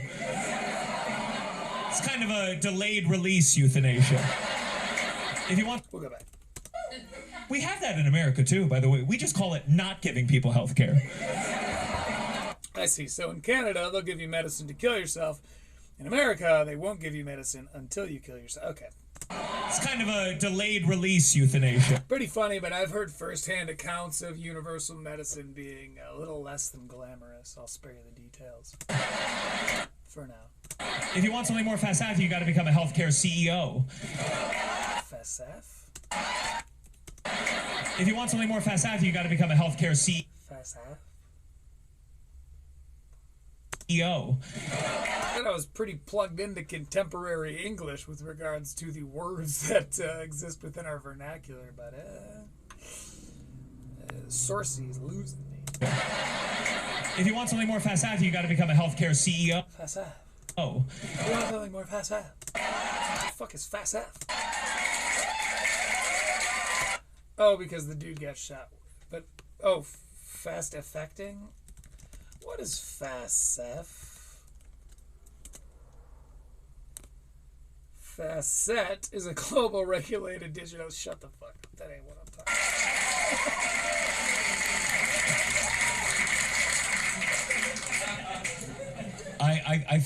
I think we should form. I don't know how these are getting longer, but I appreciate you still watching if you are indeed. It's funny, I was just talking to my father who met me down in Cuba when I was hanging out with Hassan and demanded my 5G and 5-star hotel. And he was saying, hey, you know, I follow your channel, Critical Leaks. Hi, Pops. But also, he said, is it true that your videos are like 2 hours long now? I was like, oh, I fucking wish. Formally legalized euthanasia. Try 4, old man. In America, not willy-nilly, of course. I think it should be like we do everything else, age-based. Truly, 18, you can vote. 21, you can drink. 38 and a half. Before what? Right? Let's give millennials something to look forward to. Okay. And by the way, that has a purpose. 38 and a half, double that, is pretty much the average American life expectancy. And I think it's fair to be like, you've seen half, do you want to continue? Oh, I see. So offer euthanasia at 38 and a half. Okay. Okay, subject matter-wise, pretty edgy for a leftist. I'm here for it. You guys are doing great with this, by the way. That was like... Thanks, Gian.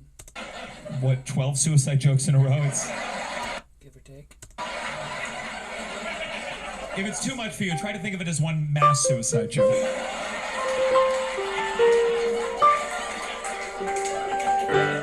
The mass suicide joke, because it's all together with it. Okay. And look, I don't want anyone to kill themselves. Least of all, my friend. I need them creatively.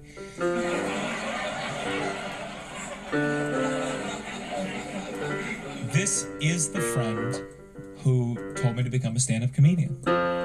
We were both struggling actors together, and they said, you should try stand-up, you're funny. And I was like, I don't know how to tell jokes. And so they offered me this thing we've been doing for 10 years now. 10 years, my friend lets me call them once a week so I can run an hour of new jokes by them. That sounds fuck awful. I mean, So now I got killed for a friend that wanted to do that, but shut up. They want to kill themselves. But it's a gift. Go back, what? New jokes by them. So now they want to kill themselves. Because of his new jokes, you see. But it's a gift. I don't take it for granted. Sometimes I'll ask my girlfriend, I'm like, can I tell you some new jokes? And she's like, Alexa, set a timer for 2 minutes. She gets mad. She's like, why can't you ask me about my day? I'm like, baby, I'm sick of crowd work. Please. Fine. What do you do for work?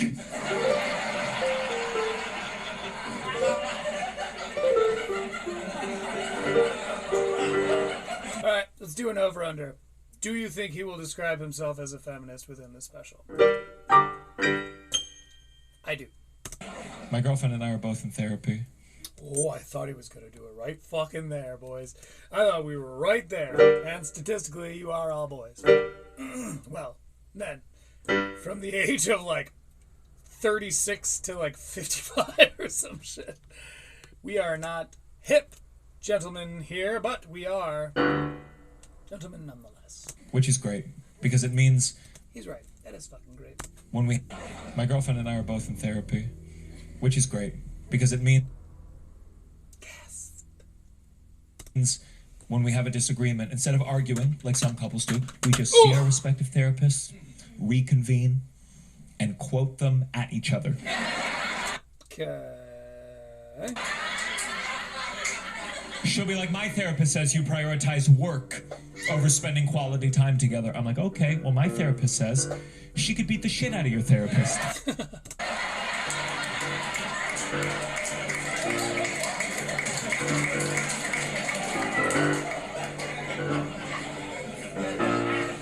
Do a little left hand work today.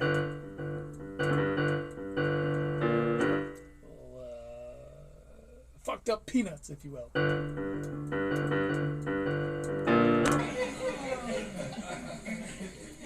Sometimes I feel like I have the You get peanut, you know peanuts. upper hand because I'm Oh my my gosh, girlfriend's first major relationship.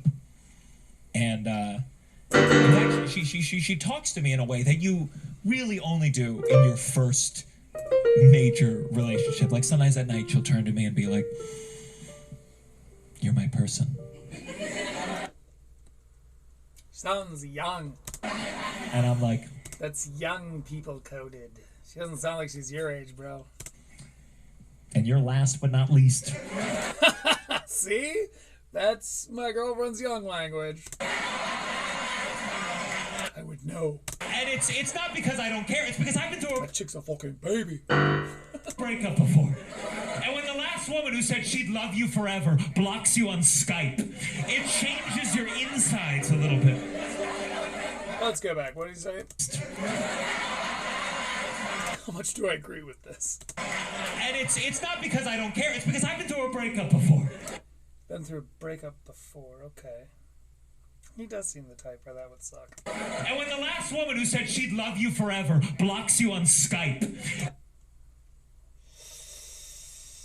We're looking at a similar situation, too. If you get fired and broken up with the same day, if this is your approach to someone blocking you on Skype, I'm not saying that it's exclusively this factor, but the factor remains, there may be some delusion there. It changes your insides a little bit. I met a woman in college. We dated for 5 years. Because, like, what were you saying on Skype? Or what, you wouldn't stop calling? Because, like, Gianmarco, you don't come off like a cool guy. You come off like a lot of things. I think you might be like a cool guy, but you don't come off like a cool guy. You know, she didn't answer. I must call back. What do you mean? She blocked me. Years. I need my support group. And after I need my net. 5 years of dating, she broke up with me at a crowded Starbucks in the middle of the day because she Almost like she knew you were gonna freak the fuck out. didn't want me to make a scene. Yeah, okay. So there it is. He's a little self-aware there. Respect. And I was like, well, then you shouldn't have brought an audience. Well, then you shouldn't have brought an audience. I like Gianmarco. It's fun. This happened in 2012, so it's still a little bit raw, but I was so desperate to... I'll say that. There have been a couple of turns where I'm like ready to kind of start making fun of the guy, and then he beats me to it. A solid approach. win her back. I'm so young and dumb. Because Hassan Ahmad, great example of someone I just could not let up on. It's because Hassan Ahmad is not self-aware enough to be like, I know I'm being annoying. It's like he's just kind of like trying to half cool guy us while also just playing the same Austin-esque material. Because I don't hate Austism for the same reasons that American Redact does. I don't hate it based on like, you guys supported Trump and now I don't like America anymore. I don't really care about all that. I just, it bothers me when you get I was so desperate to win her back. I'm so young and dumb. I got a tattoo. Okay, you're never gonna know what my point was, because I don't even know anymore. A little bit raw, but Still a little bit raw. Okay, so he's, yep. Oh, anyway, yeah, every time I try to, like, turn and make fun of him. So I don't hate the American Redact autism thing. I don't hate it for the same reasons. But I will say that it is an echo chamber, and in almost every case, the echo chamber is, if nothing else, a recipe for hackneyed material. Not spelled how you'd think. I was Hackneyd, I believe. Google it. so desperate to win her back. I'm so young and dumb. That's where the term hack comes from. Critical Leaks, you're welcome. Where's my shaker? I got a tattoo See, Renfest style, little bits. of Symbol! the first letter of her name. If you can't see that, Gianmarco got some fucking hip bones on him. God damn, bro. What are you fucking showing off your little usher abs here? Oh, I used to have those too, Gian. this is a cursive L for Keep showing us where your fucking poobs should be, bro. What the fuck? 3839 for anyone that's curious. Laura. And it didn't work. She married someone else. And I have to tell every woman I date about my dead friend, Larry. Awesome. Hilarious.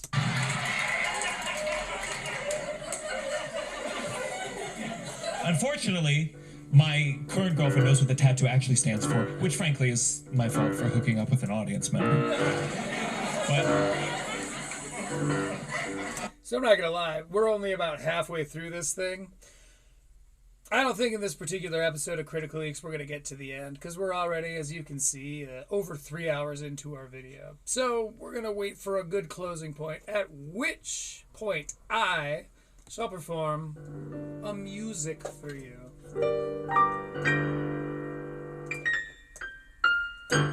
So look forward to that. But we'll get out of here in just a little bit. I told her, I said, I'll get a tattoo of your whole name. And she was like, oh, so I can be number 2? And I was like, baby, comparison is the thing. Holy fucking shit. Almost exactly at the 40-minute mark, he does another callback to the first joke of Act 2 and buttons all of that together. We actually might start off the next episode reviewing the rest of this special. If we don't, I suggest you come check it out yourself. That to me is... that sort of writing is priceless. It's a little bit traditional for a lot of like contemporary stand-up, but to be fair, a lot of contemporary stand-up is directionless and is based exclusively on reaction rather than preemptive action.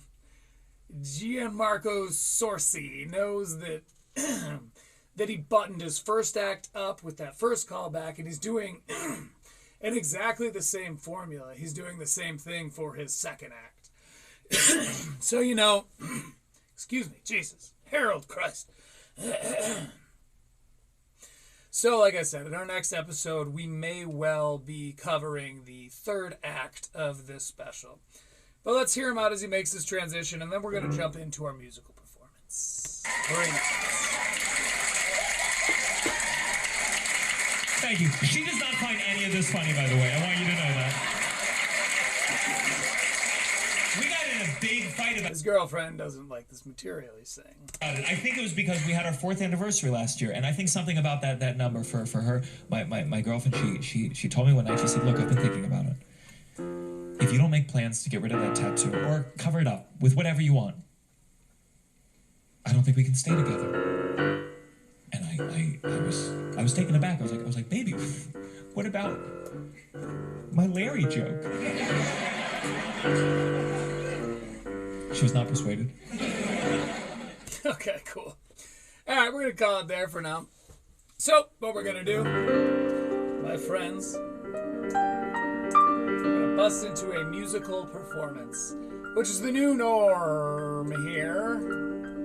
It's our new way to close the entire show.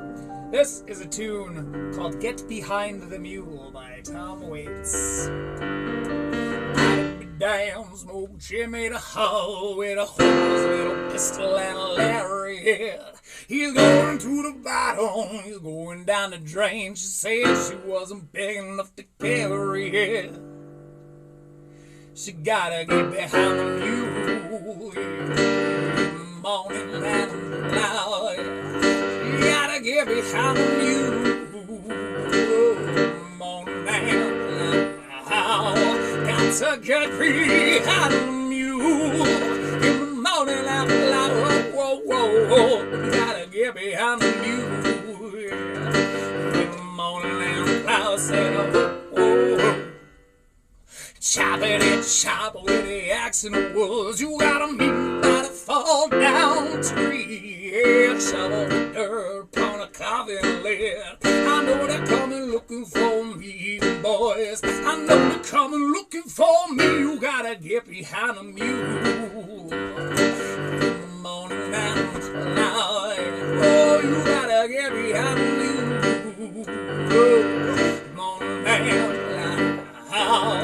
Got to get behind the mule in the morning after the hour. Whoa, whoa, whoa. You gotta get behind the mule in the morning after the hour.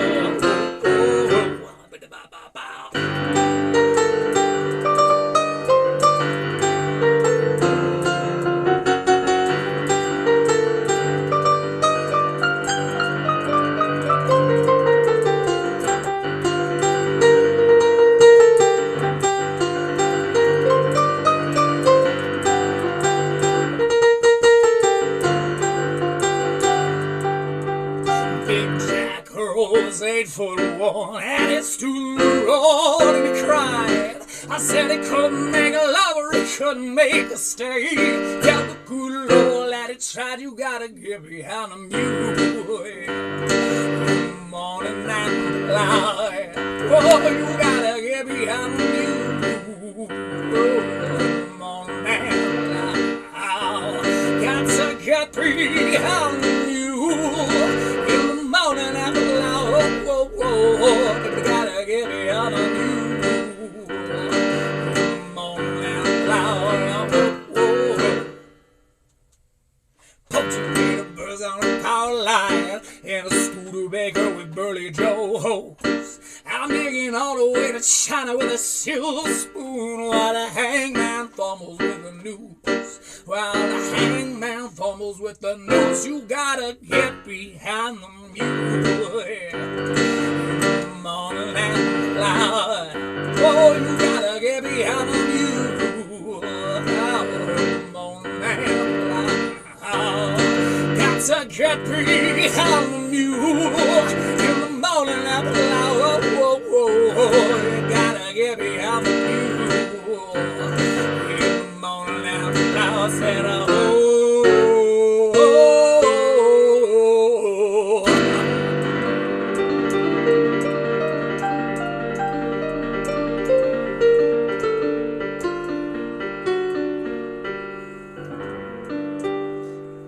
Thank you very much. Appreciate you tuning in per usual. This has been Critical Leaks, and in the meantime, God damn it, be nice.